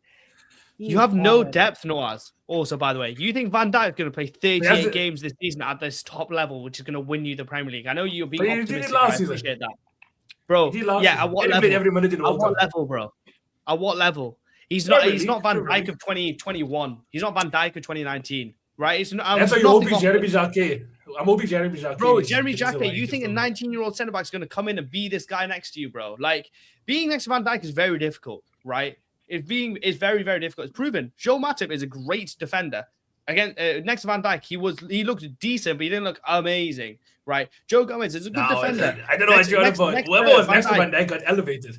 Whoever was next to Van Dijk. But I'm saying, bro, these guys are good defenders. But being next to Van Dijk, bro, I know Jeremy Jacquet he had one good game against somebody in preseason. I did see clips of it, and we were linked with him. Bro, if you're putting your hopes on a 19-year-old defender to be this guy next to Van Dijk and Van Dijk to be good all season, I'm sorry, man. Like, it's over. It's over. Unless you lot buy a defender or two by the end of this window, it's over. It's over. The quicker you accept that, the better. To be honest, I think obviously Ronald Araujo is there to plug in that gap, and I think a lot of people now are going off Barcelona consensus. And I think this is where Liverpool. It's not even Barcelona. It's Uruguay. I don't even think Bielsa wanted to play the guy. That's how bad he was. So it's not only Barcelona. Every time you've seen it, Noaz, I guarantee every time you've seen him is probably in Champions League. He is shit every time you watch him play. And the Liverpool, I've seen him pocket Vinicius Junior a few times. Bro, they play each other about 15 times. We're going to box him 1 or 2 times, right? Bro, Ronald was in front of Jude Bellingham when he slapped it from 30 yards away, bro. What have you got to say to that? You know, like Ronald Araujo, man. Like honestly, this obviously he's a wall kisser, which makes me hate him even more. Yeah. But this guy, I'm thinking Liverpool, man. What are you lot doing, bro? But like, he's got Oros juice, though. By the way, just saying that. You don't know what Oros is. Listen here, right? I have a question. Oz. Orange juice. I think your club lost Paul, bro, because you're getting scrubs like Araujo to come in. We're not getting big level players, bro. Like Glass. How can United fans say that? Bro, I don't think they lost Paul. It's like who do they go out and get? That's the thing. They never had Paul, really. When have they ever had Paul? Last season, you had Isak. That's also true. You had Frimpong. You had like all these big players come in, right? Yeah, but who are we meant to sign? Rather We you say don't have Prem who- Pong, who- right? Listen, he was a big But player who are we meant to sign then? Like, Liverpool. if you say Yeah, we that's don't what I have want to two, know. obviously it means There's no one we there. were meant to get someone, and now we couldn't get that guy. So Like, who no- are we meant to sign? Which big player wants to come to Liverpool if you'll have to go and get Araujo on loan? You have to go get Jackie. You need to be. Jackie pulling is players good, from- bro. Yeah, but listen, he's 19. I'm saying you need a world beater to come into the defense. Like Hamza is saying, you need someone who's gonna be. No, but Uzi, Who's look at that it from guy? look Who's at it that from an guy? outside point of view. There's no more players like where you have like if you go out in the teams, Madrid, who's a world beater there? Who's a world beater? Hey, Dean Oyson is a really. Unless this Ah, guy yeah, is yeah, saying yeah, Konate yeah, was a yeah, world yeah, beater. yeah. Unless this guy saying Konate was a world beater, bro. I think you got him for free, and I think they'll still go wrong. Kukurea, bro. No, I'm He's talking the world about beater. centre backs, bro. Centre backs, bro. Centre back. Yeah, Konate's decent. Konate doesn't know his left toe from his right. Yeah, when Militao is 30. I know last year wasn't that great, but for Bournemouth he was decent. That's what and that point that you just made tells me the Liverpool aren't going to be great because you've seen Dean Howson could make the step up at 19. Bro, what's telling me that Jeremy Jacquet for 60 games next season, this season coming up, is going to be that guy, and you've got nobody else, right? Unfortunately, because Leone's injured and Joe Gomez is injured. It's unfortunate, but your other players are young. Yeah, bro. Like Araujo or Unlucky nothing, lad. bro. Like honestly, I think your team. I think Isak. Oh, man, it's just Isak, man. That's the only reason why I didn't have them in like 10th was purely just Isak, right? Because I think he'll get you some goals and he'll get you like 7th sounds bad. I know it sounds bad, but you'll be in and around it. But I think you'll finish in 7th. That's my belief is that you'll finish in 7th. But yeah, man, I think Liverpool could have a big season, especially the midfield. The midfield and the defense is just like so unbalanced and so just like not with it. I actually think the midfielder is going to be the better asset going into this. How, I think bro? yes, yes, yes. He's got They don't have 3 a man that want to natural be on the speed, ball. yeah. Sabozlai, Virt, okay. and Gravenberch. I think you'll see a different Gravenberch. All want to be on the ball. The ball carrier. He's a ball carrier. He'll receive it from Yeah, the that's what I defense. mean. On the ball. He's Yeah, going to be yeah, a deep line playmaker. Hamza's talking about Yeah. who's gonna sit in the defense and protect him. That's what he's talking about. He's Yeah, gonna but be this Gravenberch. isn't- We need to 100%. realize No, something, bro. right? Gravenberch has proven he can't do it. Gravenberch is He literally can. proven he No, can't I do it. don't think. young player. Hamza. I don't think last season is a correct representation. If you looked at him the season before, he was Yeah, but way the there. season before, Last you had season, Salah doing an absolute juju madness. No, yeah? the season People forget, before, Salah he was actually 29 sitting goals, in the back. 18 assists. Yeah, he did No. a madness, bro. So everyone else in the team No, can but he be did- a little bit better because the whole Salah made that team better. Are we forgetting that? nah, I get that, but like, last season, Gravenberch didn't do the same thing he did in the season prior when he won young player of the season. Young player of the season, Gravenberch was literally there. What Uzi was saying also in front of the back line, receiving the ball and sprinting. Who was That was behind him? Gravenberch. Who was behind him? Who was to the right of him? Who was to the left of him? It's all different, bro. It's Well, so all was like different. so was McAllister. No, I'm saying Talking about behind him, you had wing-backs. Trent right back, you had Robertson, who wasn't so mid at left back. Nah, You but had the Canate season and we won the Van Dijk league, who were Trent wasn't absolutely even the same unbelievable Trent. behind him.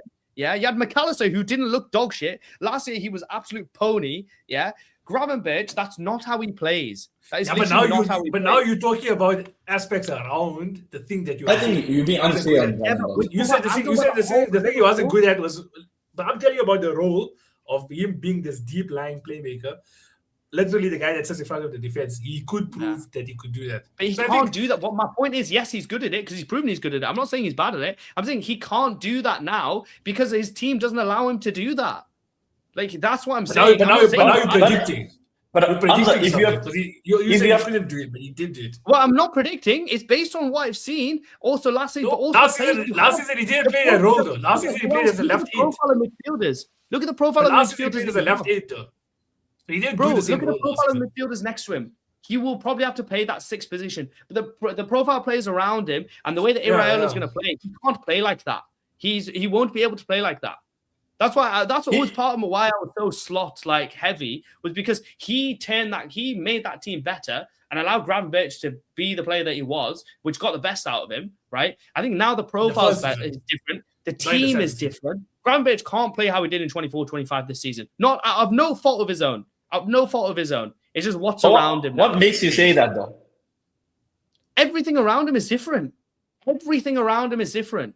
That's why he doesn't have a midfielder that can sit there and just play nice little balls like McAllister did in 24-25, right? He doesn't have that unless McAllister somehow becomes this amazing player. But you can't bench Wirtz and you can't bench Szoboszlai because Szoboszlai has to play because he was so good last year. You can't bench Wirtz because you paid 130 mil for him. You can't bench Isak because you paid 125 mil for him, right? You're probably going to get Barcola, which I think is going to be unbelievable. That could help release a bit. But in 24-25, you had Trent pinging balls in. You had Salah literally dribbling through teams, right? So it changed the whole premise and tactic of Liverpool. This year, bro, they're so thin. And they're going to be playing on four fronts, bro. I think this season points to Liverpool having a really poor season because they're just going to run out of gas. I really believe they're just going to run out of gas. And I've seen with Chelsea how that happens. I'm saying that as a Chelsea fan that has seen that happen multiple times. Yeah. Ultimately, I would have wanted to see Wirtz play in the 10. I think he would thrive more, but there's no way he's playing 10 this season. I think he's going to be playing on the left-hand side. Liverpool's midfield is going to be Gravenberch, Szoboszlai, and McAllister. That's what I see from him. That's one thing. And Slot came and fucking broke it with Wirtz. Like Wirtz, in all honesty, on paper sounded like okay, one of the best signings we could have asked for. But if you're going off, obviously hindsight 2020, the way we played in that 24-25 season when we won the league, like Szoboszlai in the 10, literally being almost like a secondary striker, like helping the press. It was either him with Darwin or him with Jota. Oh, that's how we were always on top of the opposition off the ball. And I think that if we had that same system, like Slot's first season, if we do that exact same way this season with Iriola, having Szoboszlai further up and then having McAllister and Gravenberch behind him, that's what will definitely help us with transition and how to always be on top of the team, even when we don't have the ball. Basically, Liverpool are not set up to succeed. That's it. They're not. And that is the first time it's probably the first time since like 2017 that I can say that with confidence. They're not set up to succeed. I agree with both sides. It's not only one player, because like Hamza even alluded to, like who's on the right hand side? Is Victor Munoz going to play? I haven't even seen that brother play. What's it? Kamas or something? There's some random kid from the youth team. Kumas, Kumas, bro. No, he's a striker. He won't play. There's no bro. Even on the right. That's how cocks they are, bro. Even if they bring Barcola, bro, Barcola is good, but he's not that player that's going to elevate them levels ahead. But no, they play Salah. I disagree, bro. If you bring Barcola has to be on the left. He has to be on the left. Yeah, if they bring Barcola, oh my god, to be honest, that changes the game. I think. You really rate Barcola so high. You're telling me he's worth 130 million. From 7th to where? Let's just hear. Right? From 7th to where? Okay. First of all, Mac, the winger market is obviously different now than it was even a year ago, right? Yeah. So if you asked me a year ago, I would have said no. Because obviously you're getting Kvara for 60 mil, bro. Barcola's not. He might be a bit more than that, right? Now, 130 mil, bro, I think for Liverpool, is throwing more money like the way to solve this problem? Probably not. But like a player of Barcola's level at 23, winning back-to-back Champions League, playing the way he does, carrying the ball the way he does. I'm sorry, bro. Like this guy could break the Premier League. Like Barcola. Don't disrespect him. No, bro. I don't think he's like that much of a world. Nah, he is, bro. I don't think he's a world beater. You'll see these things like world beaters. There isn't that many in football anymore, except for the guys that are over 27. Barcola is, man. He is not a world beater for me, bro. He is. I think special. Due is a world beater compared to Barcola. I think Due is the better player over Barcola, bro. Any day. Yeah. So that's why I think. Yeah, I think we'll all agree on that. Yeah. I don't even think. I think it's quite tight between Barcola and Due. Due is like a bit more cultured. He's a bit more like polished, right? Barcola, man, I think his raw abilities, even though he's a bit older and his quality, bro, like that guy. I'm scared if he. You might hate me, okay, for saying this, okay? But Barcola reminds me of Javinho. Oh, the forward. Just because of the hairstyle, cover. Nah, it's not the hairstyle, right? It's the type of player. He's gonna give you a moment's goal, but he's not that player that's gonna elevate you like that. Straight away. Nah, I don't think he's that guy. I think given the time at a top club, especially Liverpool now when they're kind of being beaten up a little bit, bro, this is perfect for him. This is absolutely perfect for him. Bro, imagine him skipping around the Anfield, bro. Liverpool fans would love him. Like, bro, they would love him. Like, that would bring like the energy back to Anfield, man. That's also a big thing. Research on this guy, which brings the energy back. You don't need to bring up the stats. It's fine, bro. You know he's Wait, I actually want to crazy see in GA. something. He doesn't No, really but have crazy GA. he doesn't have. But he did score in the crazy Champions League GA, final, though. He's a good dribbler, right? He's fast, but I don't think he's that much of a world beater. Oh, bro, I'm so opposite, man. I watch him and I think that's why I watch football. That's what I think when I watch Barkley. I watch him and I think that's why I watch football. I think Not for that's fucking. I think we all agree that. I think do it. I think we all agree that he is a good I'm not footballer. hate on your He is good, but he's not level. Nah, he is, man. Would you not increase our winger situation? Would you not improve our winger situation? You know, he'd improve, but you don't need a left It winger. will. though. But to pay 130 We million. don't There. He'll take it from here to there, maybe, but not from here to Wait, no, Premier League. why don't you need a left winger? He got Rio. I would say right now we have like it's not a priority. I wouldn't mind upgrading that position, but I would rather go for Ibrahim and Bai before I go for Barcola because we need a But right even winger. Bai's not going I to would get that take many that. minutes. He's only 18. From Bala is quality. Yeah, but He's I would good, say I'm he pretty probably sure he's not going to get that many who minutes. starts then? Because I Wait. think who's the Victor Munoz is quite young also. So like who is going to be? Yeah, he's gonna play on the right, I think. But where does Gakpo fit in your team? He fits in the Spurs locker room, bro. I think he's off. Honestly, the squad also. if Barcola comes, Gakpo is off. And they could get like 70 million for that. Imagine that. If you get 70 million for Gakpo, 130 million for Barcola looks like nothing, man. We can go for that. That's fine. Then, yeah. Then we become Then Net it's FC fine. again, bro. I must be called Net FC, bro. Take that any day of the week, bro. I think we still have about 25 million left of the Coutinho money also. So it's like Yeah, so it compounded over like 10 years. Nah, man. I think Barcola will be a big change. But to be fair, I think there's so much wrong with Liverpool that I think even if you get Barcola, probably third is probably a ceiling, to be honest. But let's move on. Yeah. Unless has anyone got anything else to say on Liverpool? I think Hamza mentioned this phrase a few times in his life, so I'm just going to say again: if things go well, like in a sunshine and rainbows world where everything works well for Liverpool, then Isak is firing, Florian Wirtz is feeding him, Van Dijk has a good partnership with Xhaka, Alisson is one of the best goalkeepers the league has ever seen, and we have the best midfield in the league with Szoboszlai next to Gravenberch. And then that's what makes Liverpool win the league. Okay, Nawaz, let me stop you there, right? You're gonna book yourself in Uber, 2 vest copies, and you're gonna enroll yourself into that institution because that's where Best you belong. copies. That's where you belong. No, let's take this into consideration, okay? Firstly, Liverpool is in the north of England. And in the north of England, it's hardly ever sunny. So, gloomy days ahead for you, bro. Gloomy days ahead. We'll see. We don't do if sports Well, and maybe. yeah, that is on Liverpool. We do That is that on absolute- Liverpool. Let's move into the third position. This team was tied with Liverpool on 70 points overall in the weighted category. One person had them in second. Another person had them in fourth. Another person also had them in fourth. Another person also had them in fourth. This team finishing third in the I Premier didn't League judge. table, according to the Prem to the Creme predictions, is Manchester City.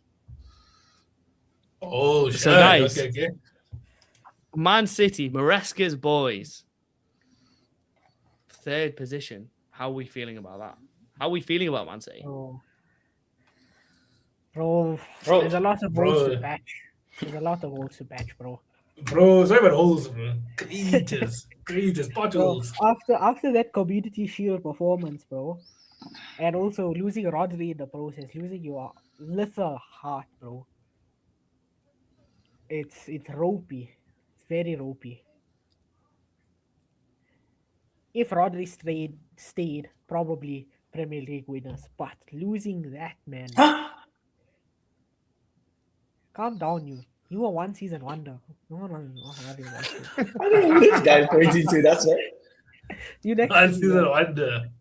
right? If Rodri stays, I think Maresca could have taken this team to Premier League champions. But yeah, right now it's looking peak because none of their midfielders can fill that hole that Rodri left. And they're looking to sell Maresca Nico being- Gonzalez as well. So I don't know what the brothers are cooking. They've lost Like, look Reinders, here, they've right? lost Rodri, they're trying to sell You Gonzalez. I know don't know what they're Maresca. cooking.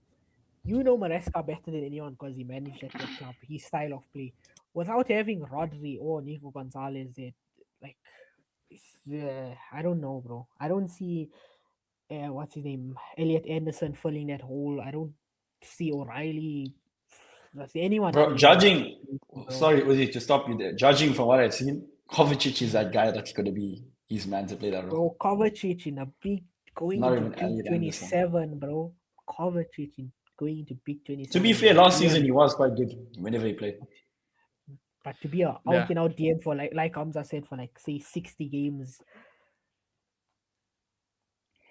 Yeah, no, I agree. I think Maresca, he likes his inverted fullbacks. I think Nico O'Reilly will be unreal there. I think Mateus Nunes as well. He could make it into centre mid again, to be honest. And then up front, they have Haaland and Marmoush, and they're selling Marmoush. So I'm like, what the hell have they got up front? You know what I mean? So it's going to be an Bro, interesting season, man.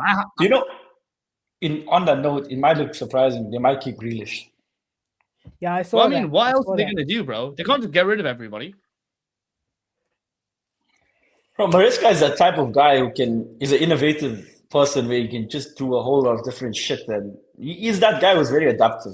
It's going to be a hard season for him, but he is that guy I feel like can do a madness at times. He's just like Pep. Yeah. No, I agree. I think he can do good. And obviously, you got to think, obviously, they lost Pep, the best manager in their history, obviously.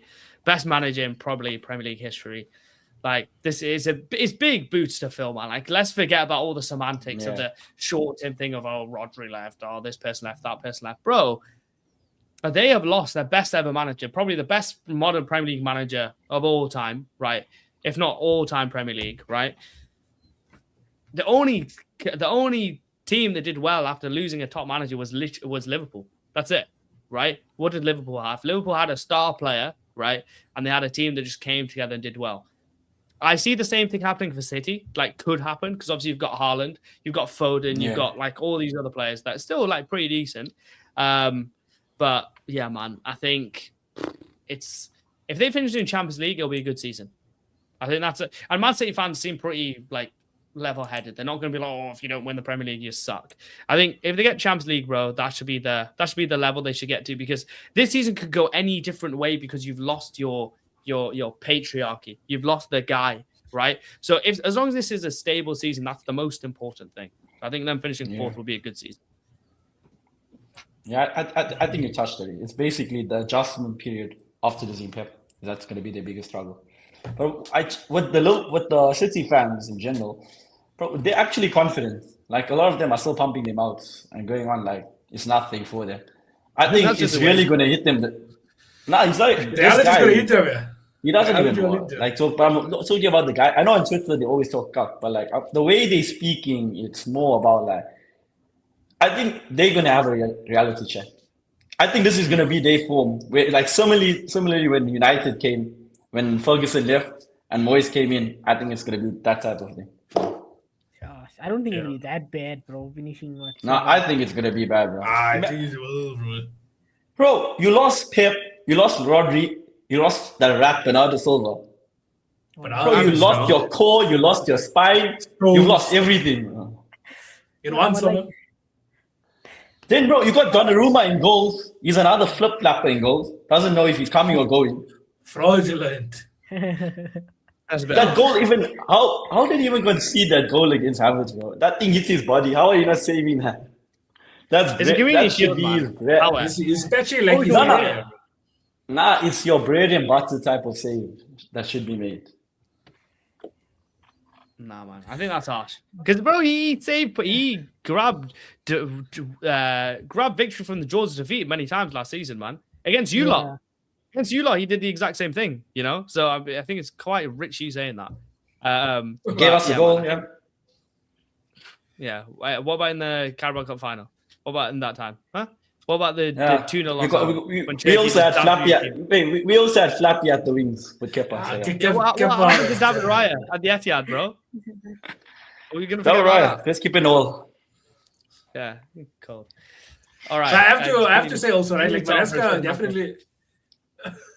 Maresca is a good manager, right? Like, but I think I mentioned it last season when he was still Chelsea manager. Also, that he is like a moments coach. So in terms of being consistent, which Pep Guardiola, bro, I think there isn't really that many managers out there. He is the best manager in Premier League history because for a whole decade to be dominating, right? Yeah. Like no one else can really do what he did in terms of innovation as well. Like having centre backs play at fullback, all that stuff, without paying drafts. Bro, But in it modern doesn't count days- if your manager buys the best player from the league that doesn't play for his team every single year. It doesn't count. That doesn't count, by the way. I think that's Just also like that also is a No, counter bro. statement because like people pretend like And Bernardo Zero- Silva is always this player, but Bernardo Silva Zero- was they always had this player. Newcastle was the Edison competition came for from United, by the way, Benfica. Ozzy. It was Newcastle and Blackburn were the Bro. competition, bro. Until Arsenal decided to wake up and Chelsea decided to wake up. So Bro, and stuff. I know you literally didn't even say a word, bro. But like, I'm coming for you regardless. Pep Guardiola versus Ferguson a few times, bro. Ferguson couldn't win him in the Champions League final, so That's why he retired, bro. Bro, he won the it Premier was League Fergie's best twice, United team bro. also. Fergie's best Okay. United era that time. Second best. Second best. When Messi dunked on him with the header, imagine Messi's Bro. least With best one attribute. true. Bro, the season before that they beat him, they in the semi-final. So like That is true. That whatever. is true. So what the Yeah. thing is, Fergie was also, he didn't revolutionize like Pep, but like he still across 3 decades, bro, won consistently. I don't think anyone is disputing that. Yeah. Yeah, that's no, what I he's think. got it. Guardiola does that.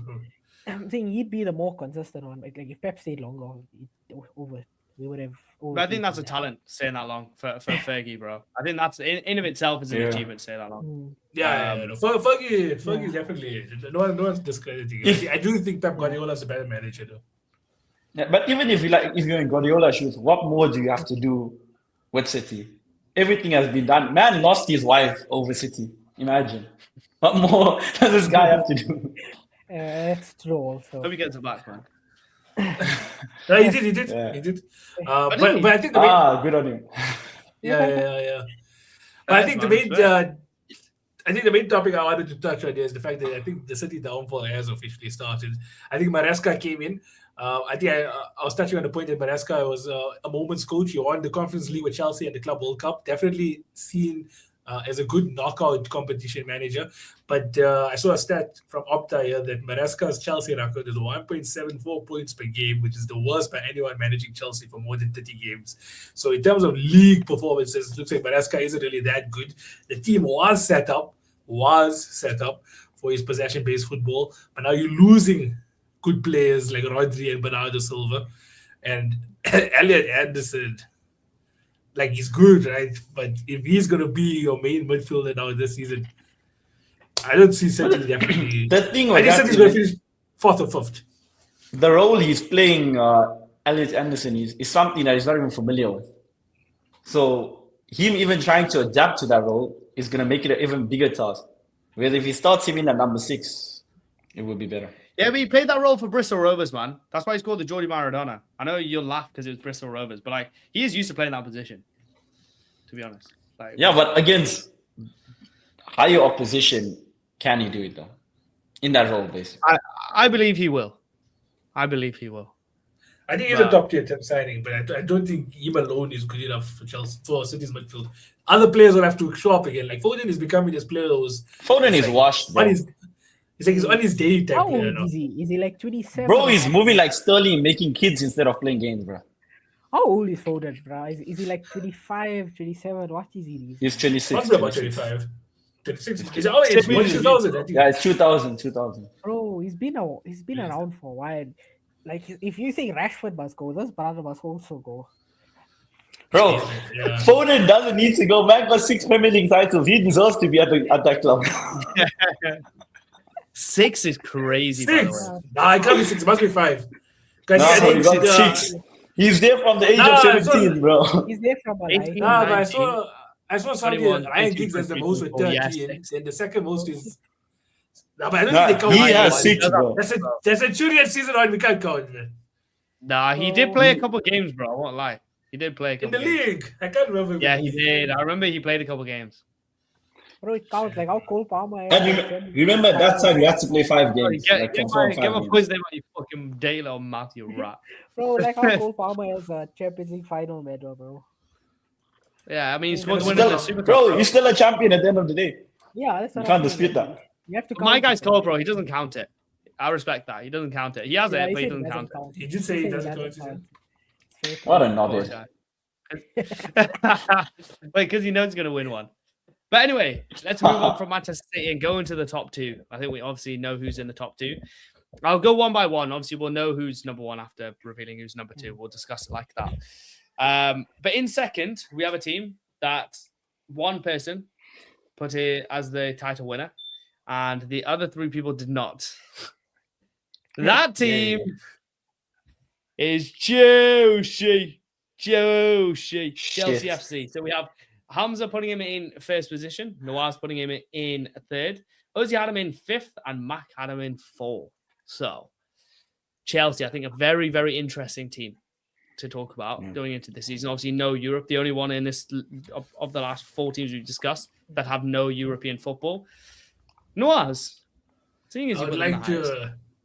I would like to start. I would like to start though, but because I've been saying this Chelsea campaign since last season, so I would like to. Go for it. Go on. Let's start high, and then we'll have Ozzy come in with why he thinks we'll finish fifth. Yeah, because why was we starting with Uzi fifth? I've been pushing this Chelsea title race. Hamza knows also. I think Hamza didn't even. I still remember the first time I mentioned it. Hamza was like, he like did that Doctor Strange thing where he actually was like in the future. And he orgasmed for a bit because it did afterwards. I was like, no, don't let me dream, man. Don't let me dream. So I don't think Hamza's gonna listen to us two anymore, bro. We only make this guy dream. Because I think the team is set up right in terms of manager to club profiling. I think this is the best in the Premier League. I think Alonso's system, right, having these fullbacks that can play as wingers. Okay, he had Kukurea now. I think who the new left back will have to be Barco. Yeah, Palestra. Chavaria at left back. But you know when they did have Kukurea there, I really thought I'd put the name on that would have been a crazy on the left. Reece James, right? You have this back line, right? With Laquano added as well. Oh, two good covers everything. Enzo Fernandez and Caicedo, right? And then in front of them, you have these 3 players that are probably the most versatile in their positions. Morgan Rogers, who can play as a 10 and a left winger. Cole Palmer, who can play as a 10 and a right winger. And then João Pedro, who can play as a striker and a 10. So you're telling me that triangle there up top, God, that thing is going to score goal. Oh, welcome back, Nikhil. Welcome, bro. Yeah. Welcome back. Wait, Noah, just turn your camera to your bed. You sure this guy's a Liverpool fan? Noah, turn your camera to your bed. Turn your camera to your bed, because there's a thing above there. What does it say? Above your. Oh, you'll never collude. Yeah. Exactly. So you must act like that, like you support that club, bro. Bro, Nikhil came back, bro. No, the kill shattered Liverpool. I'm not shitting at Liverpool here. I think obviously the signing of Welbeck was like, that's good in terms of, they don't even have European football, but I think that's good in terms of having a good run in the league, so for cup competition and stuff. Anderson, right? They should have just brought fucking John Terry. I should have just paid him a bit, because Jordan Anderson is going to do the same job. Be just lead the guy in the backroom staff and everything. Now you have this guy that's a registered player, keeping up a space, so could have bought someone else also. But Anderson, he's not going to do anything. He's gonna pass bro.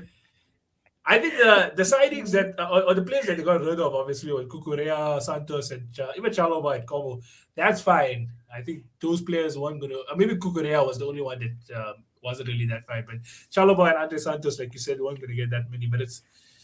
I think your defense is and your goalkeeper is make or break if you can actually win the league. Up top and midfield, sorted. Best in the league, I think.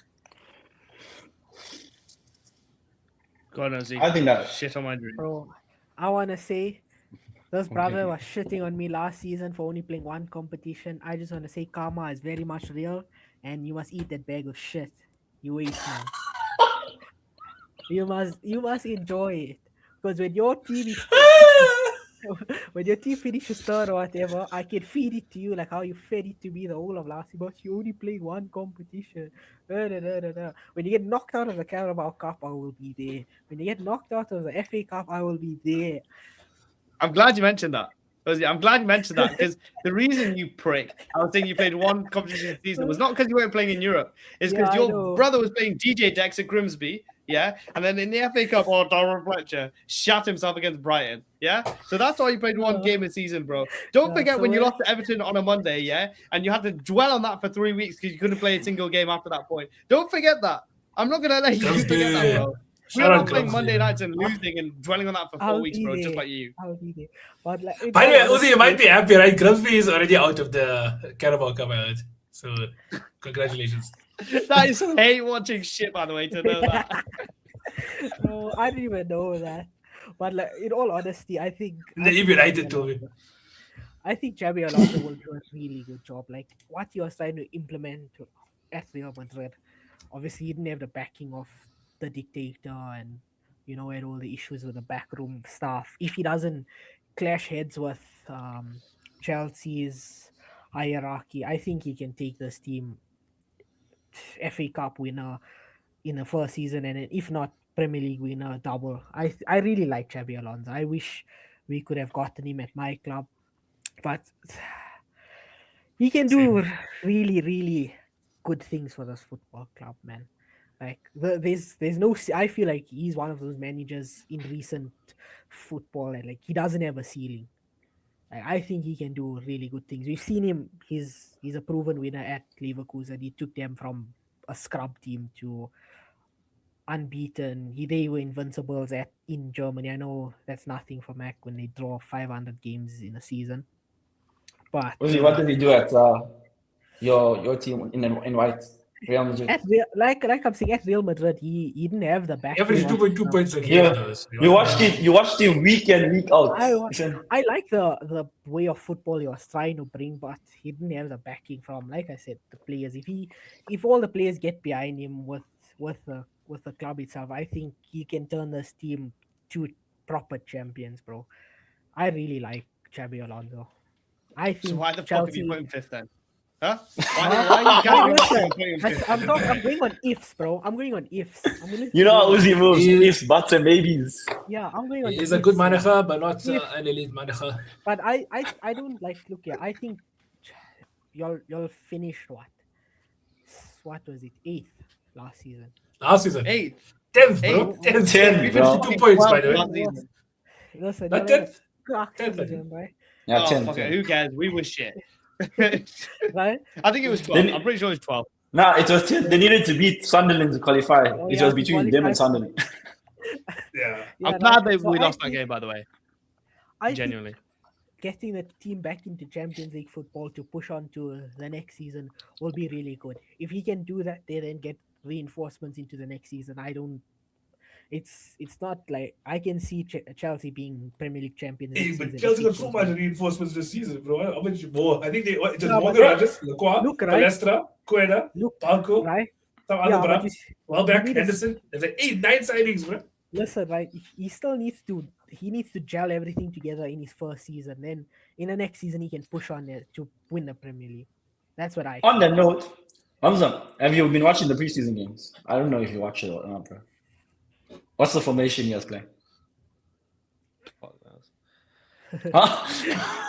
It's 3-4-2-1, bro. That's his formation. Yeah, that's 3-4-2-1. No, like to be honest, because in the first game he played a 4 at the back, then he played a 3 at the back, then he played 4 at the back. Yeah, obviously, Like he with was mixing players up coming throughout the back game. from- He didn't change it throughout the game. with players coming But back. your Uzbekistani isn't there anymore. Yeah, he's going to Burnley. What's his name? Sapatov or something.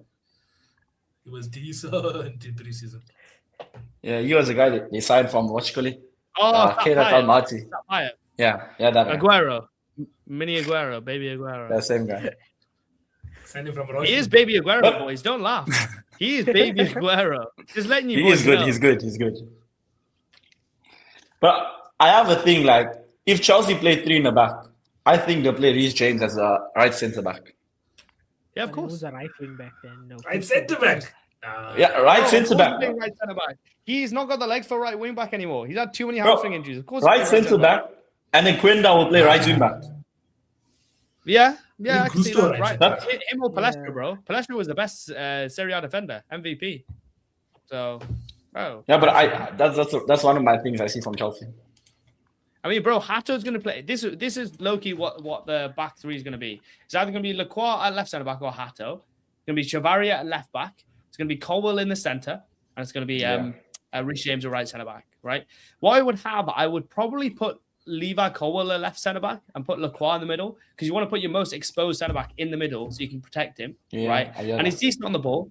But I don't mind Colwell or Lacroix being in centre back. Hamza, the problem with that is that centre back needs to take the initiative to clean up for both centre backs. Is Lacroix that person who's going to do that for you? Yeah, definitely, bro. You see how he was with Chris Richards. He was like with the World Cup time. We saw like how many times he got exposed, even though he played like 2 matches. Bro, he got chopped by Bellingham once, man. However, it was 6-4 in the end. He played like 2 matches, but like positional awareness was poor, the bro. Spain game was his fault for that goal that Pedro Porro scored because he slept. Yeah, he left that space. Yeah. Uzil's right. Uzil's cooking. Yeah. Oh, here we go. You're blaming him now. But it was literally DJ's fault for that one. Fucking hell. He is literally at fault. He was in the I said wrong it that day position. on the live also. I said it that day on the live. Yeah, you did. He was in the wrong left position. goal, and he came across, bro. No, very false. Very, very false. Very false. Very, very false. Man was in no man's land. Anyway, let's forget about the World Cup because the World Cup was a bag of shit, mate. No, but Chelsea's defense in general, the way is actually looking good. And with Alonso in place. I'll be honest, yeah. I'll be so honest. Levi Colwell this year will prove to everybody that he's the best centre back in the league. Right? Fact. Saliba is out for the first 4 months, right? So you can remove Saliba from that conversation. Gabriel, who the hell is that? Van Dijk's gone. Levi Colwell is that brother. Levi Colwell, I'm telling you, he is that brother. He's had a full summer off, bro. He's going to be the main centre-back for England. Mark Gahey is good, but Levi Colwell is going to show levels to Konza, to Gahey, to everybody, right? Levi Colwell is that brother, right? You then have in defence, you have Reece James there, obviously. I mean, wow. I mean, what needs to be said about Reece James?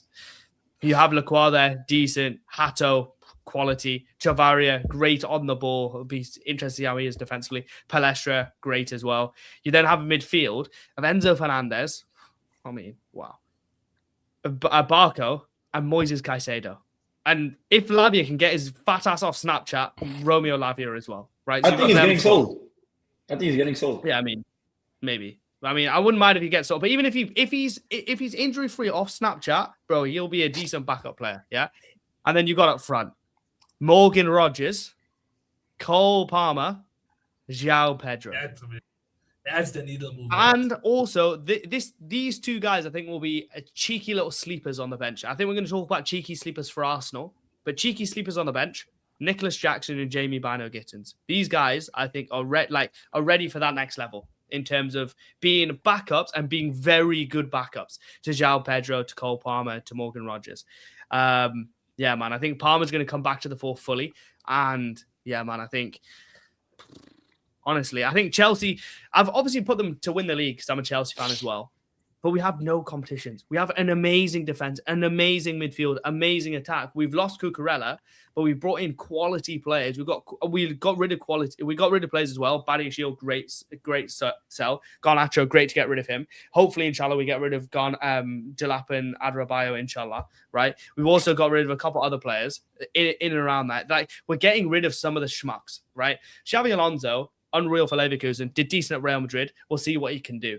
But I think when it comes to threatening Arsenal, because Arsenal are the champions, I will give them that. I think Chelsea will be the closest to that. And I think that game on September the 4th or September the 5th is going to be so interesting. Chelsea versus Arsenal away at the Emirates. That game is going to be unbelievable. It could be one of these games. I don't know if you remember Max Said. Do you remember this? Do you remember that? 2016, 2017. Ozil scores the third goal to beat Chelsea 3-0 at the Emirates. Marcus Alonso comes off the bench and he does this.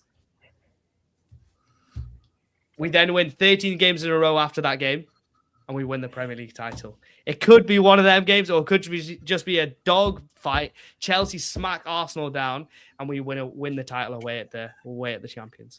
So I think this game in September, start of September, is going to be very, very, very crucial. But low-key, I hope we just finish third. If we finish third, I'll be super happy. But I think winning the Premier League could definitely happen this season. I was very annoyed when we bought Morgan Rogers, I'll be totally honest, because when I saw 170 million, I thought, what the hell is 117 million? Like 170 million for Morgan Rogers is ridiculous. Then when we got 45 mil for Garnacho, I was like, okay, it kind of makes sense. No, but bro, looking at that, that's literally the market. Like, you can't take anything away from the market. If the market wasn't so obscure like that, you would have been like 90 million, 80 million. But man, I mean, we've got superstars in our team in every single position apart from goalkeeper. And it worries me, man. I'm just like, just get a goalkeeper. Get a Besides goalkeeper. Sanchez, like, how hard is it to get a goalkeeper? Well, besides Sanchez, who else is there? We literally are putting Mike Penders on this level genuinely because he's tall. Who's Mike Penders? He's white. He's tall. He's white. He's got brown hair. He's Belgian, right?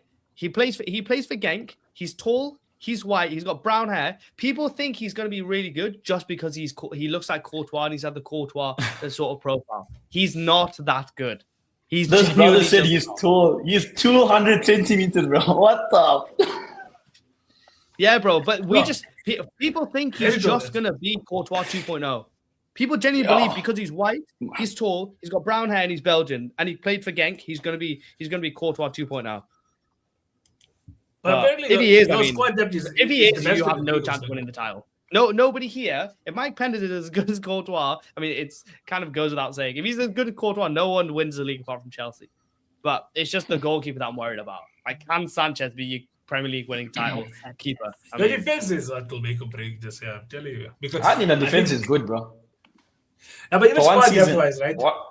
I think they have three competitions, like 3 squads for 3 competitions. You know that.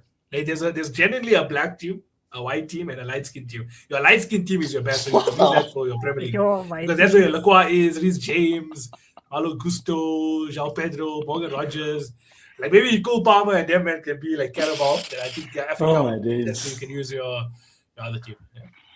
I think you're forgetting about Omega and all of those. I mean, Omega's decent, bro, and he's been told he's going to stay. He's a striker, Emmanuel Omega. Even Esteval, bro. Esteval still has to come back. He's part of the light skin team. Oh my god, Esteval, bro. Fuck. Honestly, are we going to win the title? Genuinely, are we going to win the title? Well done, Nawaz. You made him delusional also. No, genuinely, bro. I stand on this, bro. Because I was and also I was like the first guy that said it, bro, so I wouldn't die on that deal, bro. The Henderson and Welbeck thing. The Henderson and Welbeck thing, I think, basically for Chelsea, we've been super inconsistent throughout seasons over the last 3 seasons. What I mean by that is like we'll have really super highs. Like when Liverpool won the league, if we beat Everton away in December, we would have been top of the league, right? After that point, we didn't get close. Last season, we were 6 points to Arsenal. We drew at home and we didn't get close again because we had so much inconsistencies. Danny Welbeck and Jordan Henderson especially, I would hope they would come in and remove those inconsistencies. Like by going, listen, focus up mentally, always keeping on top of these players because we needed that just to keep on top of them and also not just as being a cheerleader, but also being good players. Like Welbeck scored 10 goals in the Premier League last year, right? Like he's not some bum. Jordan Henderson played good minutes for Brentford last year and they finished 7th or 8th or 9th, something like that, right? So it's like these guys are good players, right? And if they can remove the inconsistencies from Chelsea, bro, if Enzo Fernandez is as good as he is all season, no player in the Premier League is as good as him. Caicedo, the exact same. Like, there's loads of players in the Chelsea in which, if they played consistently as well as they do, nobody could chat to him. Nobody. And I'm not saying that like a flex. We spent a lot of money to get these sort of players, but like nobody would be able to chat to them if they were consistently that good all season. I saw a bunch of Chelsea fans want Enzo Fernandez out, bro. Yeah, I mean, he's a hit or miss in that sense because he's been with us for 4 years. He was sold a dream, and the dream never came alive, right? There's been good times. Obviously, we won a couple of trophies. We were the champions of the world, right? We beat PSG 3-0, right? We've had the good times, but then we've had Graham Potters. We've had Frank Lampard. We've had Maurizio Pochettino. We've had some stinky time. We had Liam Rossini, mate. As soon as 3 months ago, bro, It was literally 4 months ago. We had Liam Rossini like as our manager, bro. Like if I had Liam Rossini as my manager coming into the prediction show, I wouldn't be on the show. That's how bad it was, yeah. So Enzo Fernandez, obviously, like he wants to move forward in his career, and I can see why. But yeah, man, I would like him to stay. I would like him to stay. I'm one of the Chelsea fans that would, but obviously this thing against England, the whole kicking out against Pau Kubasi in the thingy won't help. But I think Enzo Fernandez, man, like he lives off that a bit. And the 5 p.m. deadline's gone, so he's not going to leave. So I think with second to fourth, it could go anyway. With Chelsea, Liverpool, and City. It literally. I think first and fourth, to be honest. I think first and fourth can go anywhere. I think, to be honest, and let's move on to the number one, right? I think, to be honest, not trying to call people out, but I think it's the most lack of ball thing to do. Yeah, it's the most lack. I'd say conservative is too soft because, bro, I said this before the recording. Just saying the team that won the league again the next year, bro, like that takes no knowledge, that takes no thought process behind it. It's just going, oh, they won, so they're going to win again. The last team to do that was Man City, and they won it 4 times in a row. Before then, it was literally in the 2000s when a team went back to back. That's literally how long it's been since somebody has gone back to back, right? Apart from City in 2017-18. And then when they won 4 in a row, nobody's gone back-to-back since Man United did it 3 times in a row. So for Arsenal to go back-to-back, I know that Arsenal don't have too much competition, people would think. And I'll leave my points for later on. But let's just go through what everyone thought. Matt Ozzy said that they would win the league. Hamza Nawaz said they'd finish in second. So let's go to Mac first, obviously the current champion holder. Why are Arsenal going to go back-to-back? It's just that team, bro. I'm joking. They won it last year. What happened? Oh, no, I just said they won it last year. Yeah, 100%. No, I think this season we're gonna see a different approach from Arteta. I've seen it in preseason. Like I think we spoke about this numerous times last season about set pieces and just grinding out wins. Now, I think we're actually going to see performances that are going to back these wins. The biggest game changer, I think, is bringing Bruno Guimaraes into that team. Bruno and Declan, bro. Imagine. You can't tell me a better pivot than those two. Imagine having those two as a pivot.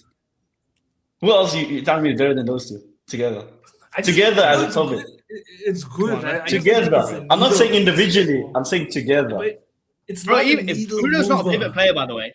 If you think he's a pivot player, bro, you brought the wrong player. He's not a pivot player. Bro, Bruno is the one guy, though, that I think is going to unleash Martinelli. Martinelli is actually going to have a good season. What about Solis? He's also going to play, bro. That's the beauty of Arsenal. We got exceptional squad depth, bro. Still got Anyone can come you don't and play. have a black team, a white team, and a light skin team. What's wrong with this, bro? Right? Someone just remove him from... No, but like Martinelli is that guy. I think everyone is scapegoating Martinelli again. Across the Arsenal front line, we haven't been giving that superb numbers. We all know that. Across the Arsenal front line, I've always backed Saka. His goals and assists GA was 18. Martinelli's was 18. And then you look at Trossard, which every flippin' Arsenal fan is glazing. He had 18 also. Martinelli, if he didn't score his 1 Premier League goal against City, we don't win the league. So for giving him shit, I think it's unacceptable. Because in the Premier League, in the Champions League, he showed otherwise.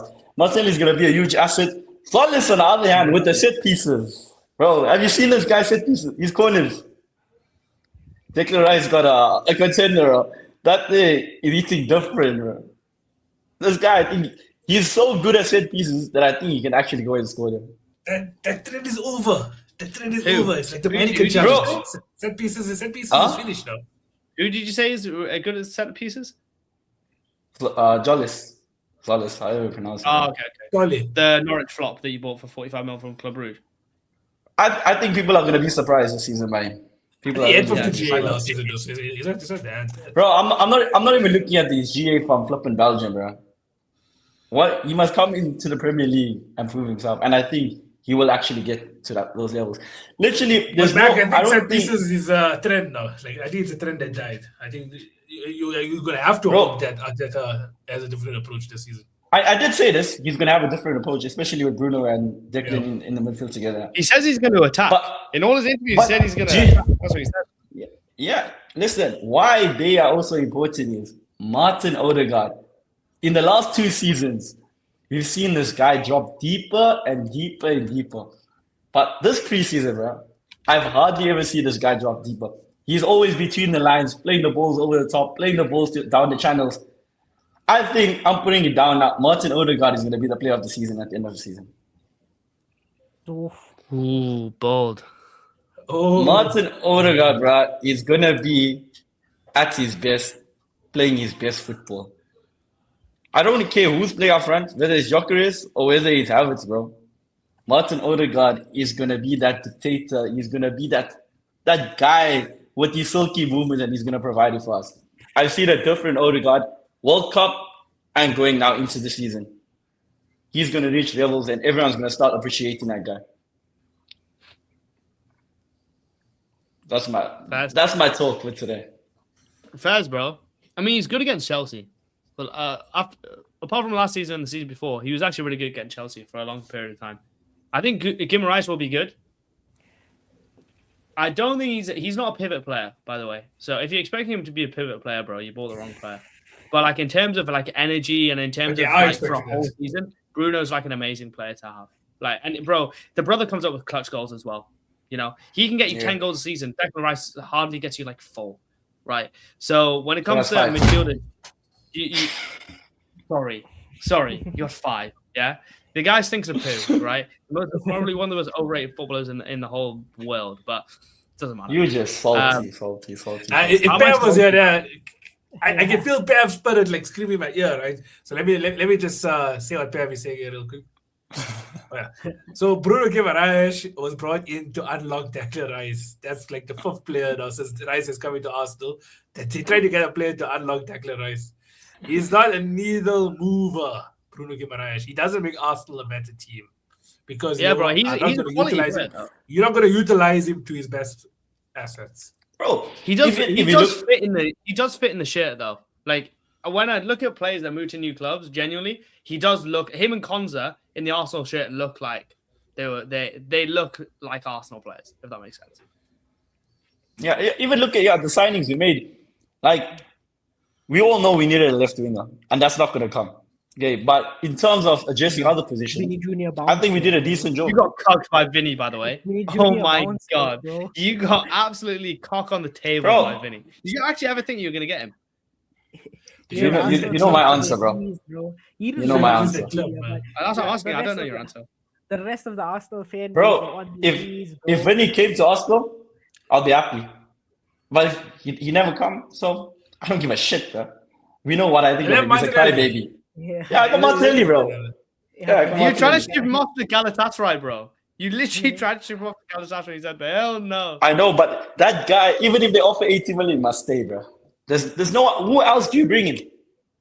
Oh yeah, there's no other left wingers in the world. You're right, bro. Apart from Brazil, bro. Honestly, apart from Kvaratskhelia, who else do you bring on the left hand side? I was Shaitan Rajim. Man said Martinelli, Kvaratskhelia. That's it. Apart from that, khalas, bro. That's done. Is that what you're saying? Who else do you bring in?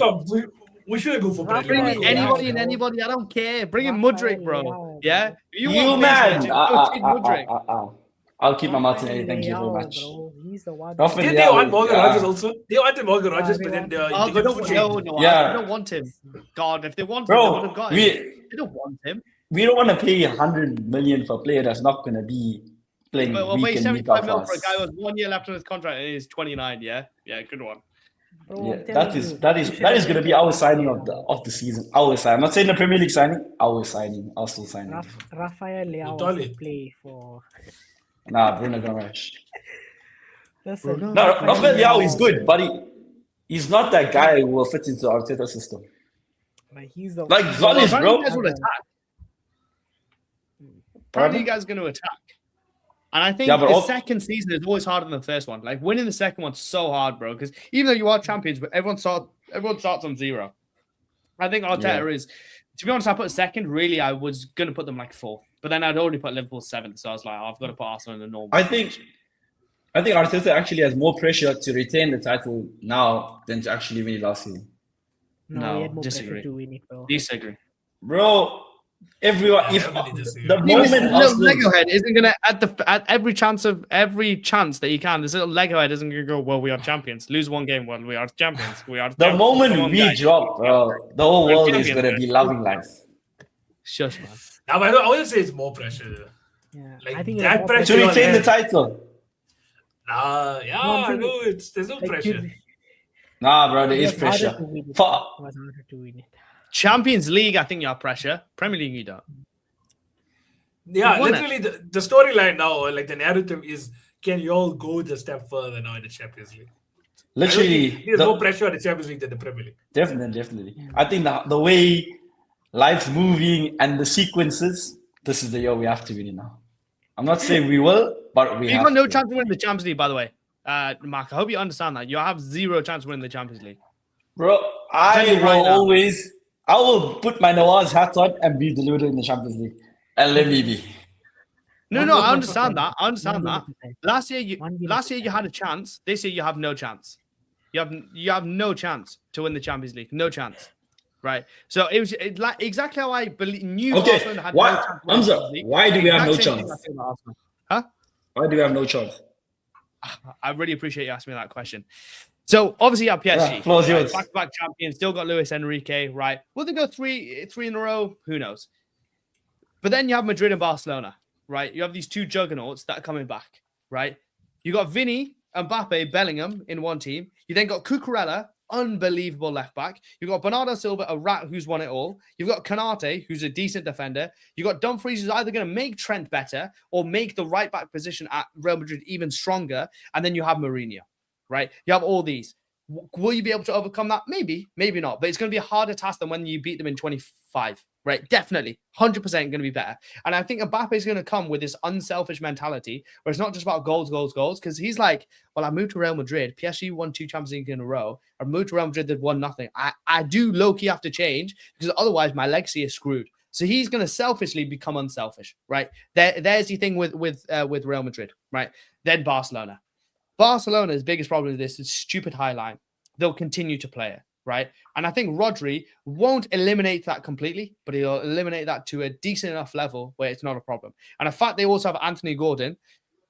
Yeah, I don't know what that means, but and Anthony Gordon, I think as a player, like Lamine Yamal's getting a team around him as well now. Like the big thing with Barcelona is they need a team around them. So you need to get through Barcelona, Real Madrid, PSG, and then you have Bayern Munich.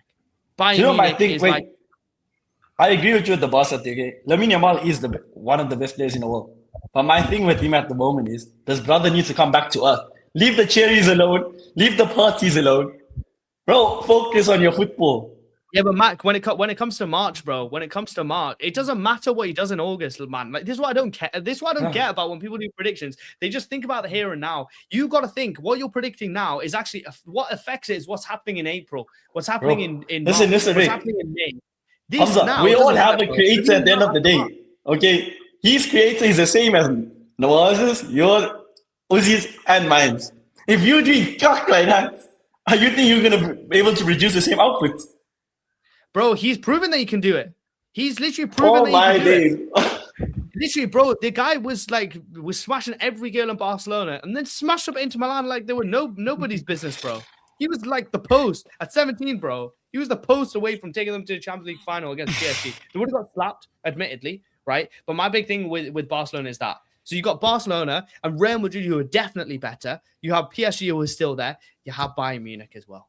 Right, Bayern Munich are then gone up another level. They bought the right back, the German right back, Nathaniel Brown. Right, they've also got Saibari. Like they've added to it, and I hope Musiala's like all okay. Right, if he's there, then that's decent as well.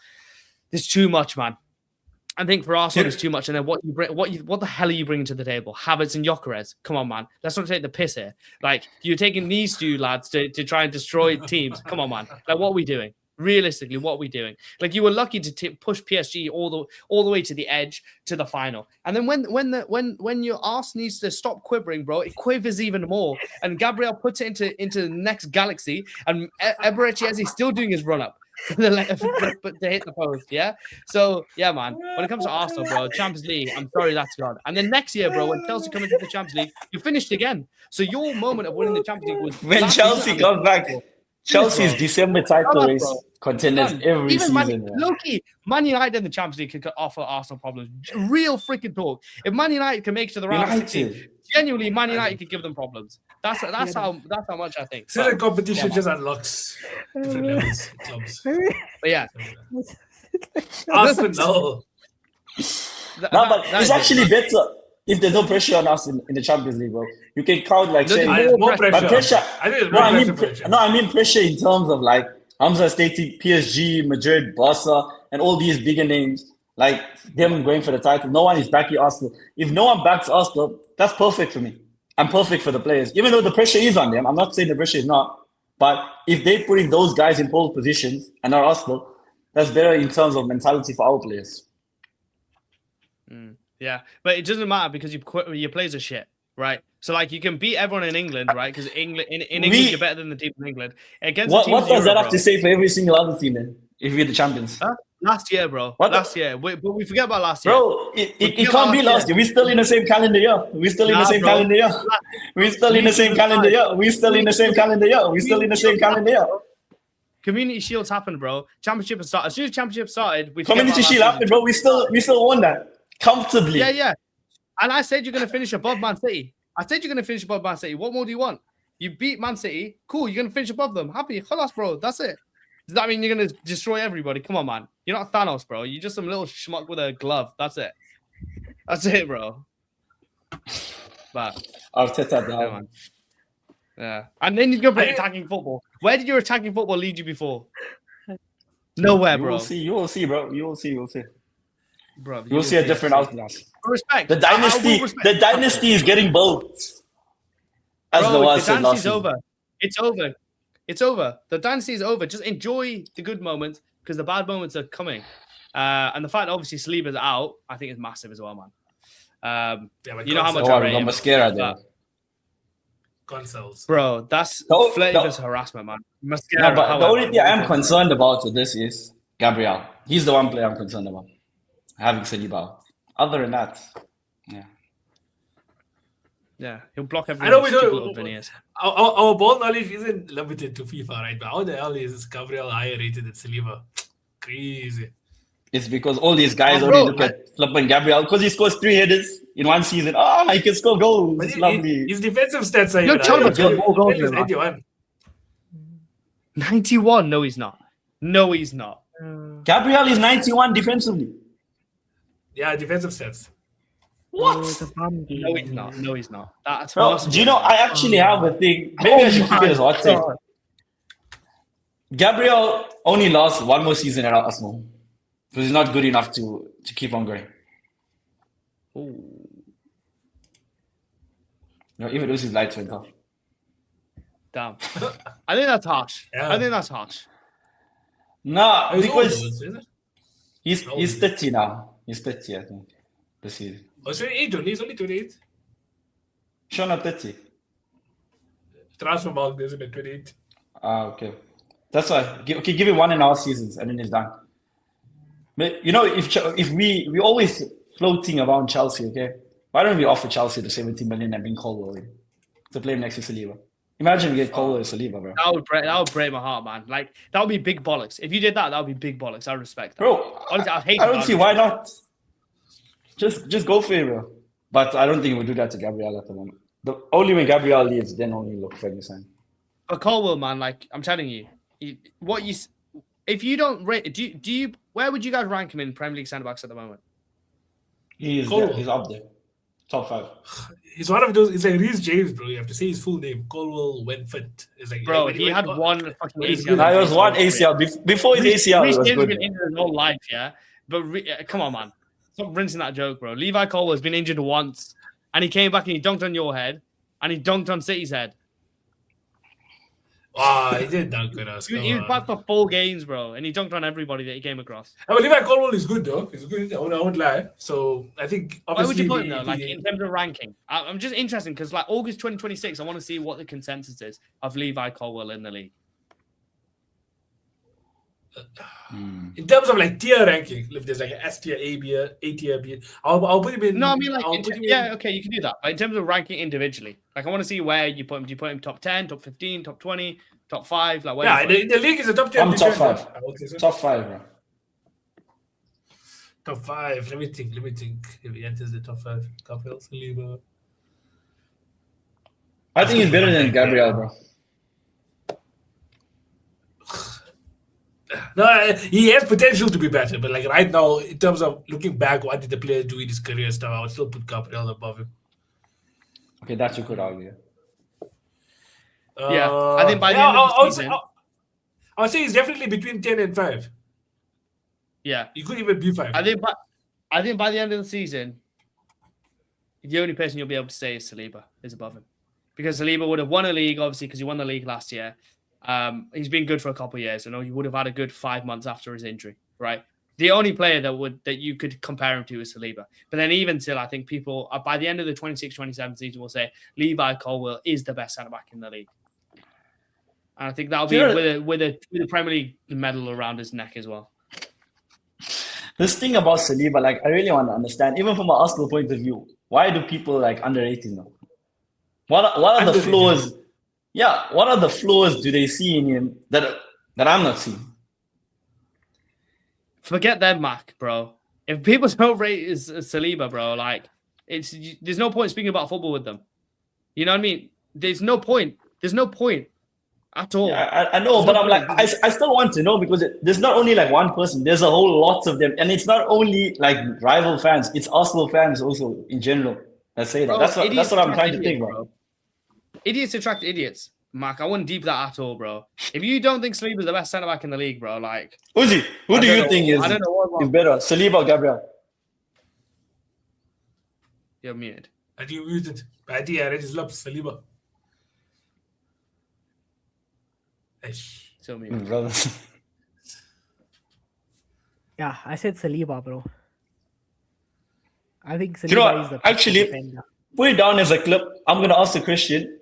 Who do you think is the better centre back, Saliba or Gabriel? And you'll give your answer, and then we put something for the comments or something for video on TikTok or something. Poll on.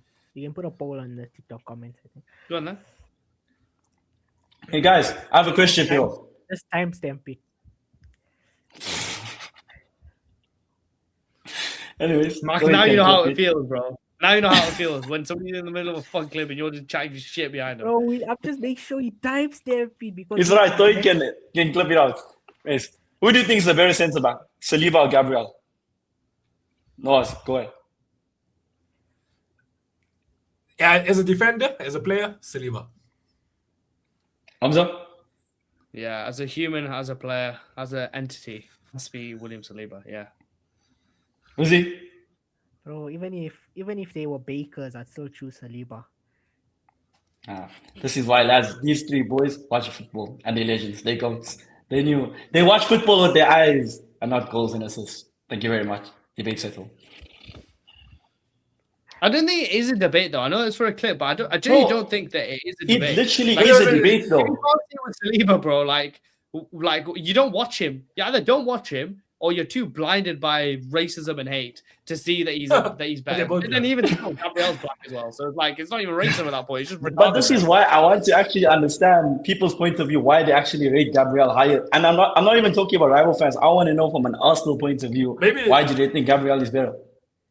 Maybe it's preference, right? It's because it's like what I think Saliba Saliba. No, because let's be honest, right? Between the 2023 season up until like last season, I would say Gabriel would be the one that gets more involved in tackles, gets more stuck in. Saliba is the Rolls Royce guy. So maybe, and then also Saliba got injured. He gets injured every now and again in each season. 2023 one is the end of the season. This season he's going to start off with it. I think that season when he had the gold detailing, he was also injured in that season. Yeah. So I think it's like it's the fact that Saliba has these good games, but then Gabriel has been an ever-present player in your defense, which has been your biggest compliment coming from rival fans also. And Gabriel is the guy who's been the ever-present. But this is the thing people not see. Gabriel is only good when he's playing next to Saliba.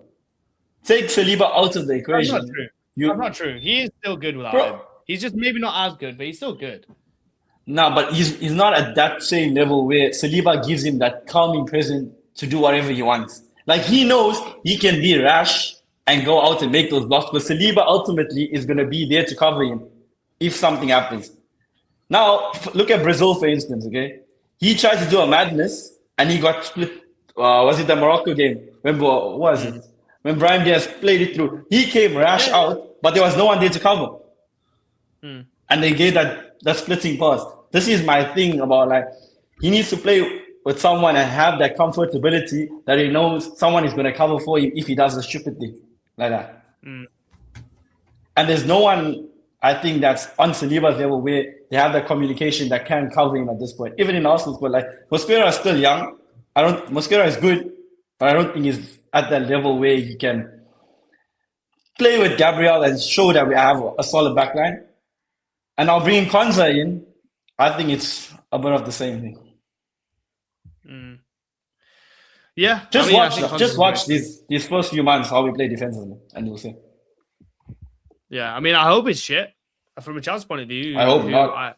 I hope he's going to go for the title because otherwise, what the hell else are we doing?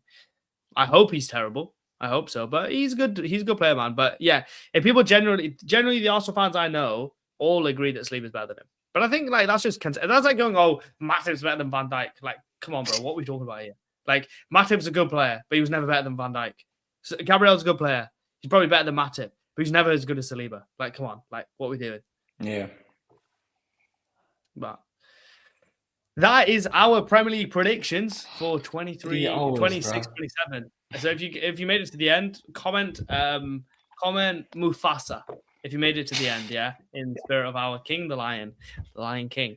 Appreciate you boys for being on. Hopefully, let's use right at the end of the season. We'll put on our Instagram, like our personal list and then our together list, and then we'll have that for the rest of time. Thank you, boys, for being on, and we will see you on Sunday for the first live show. Have a good time, guys.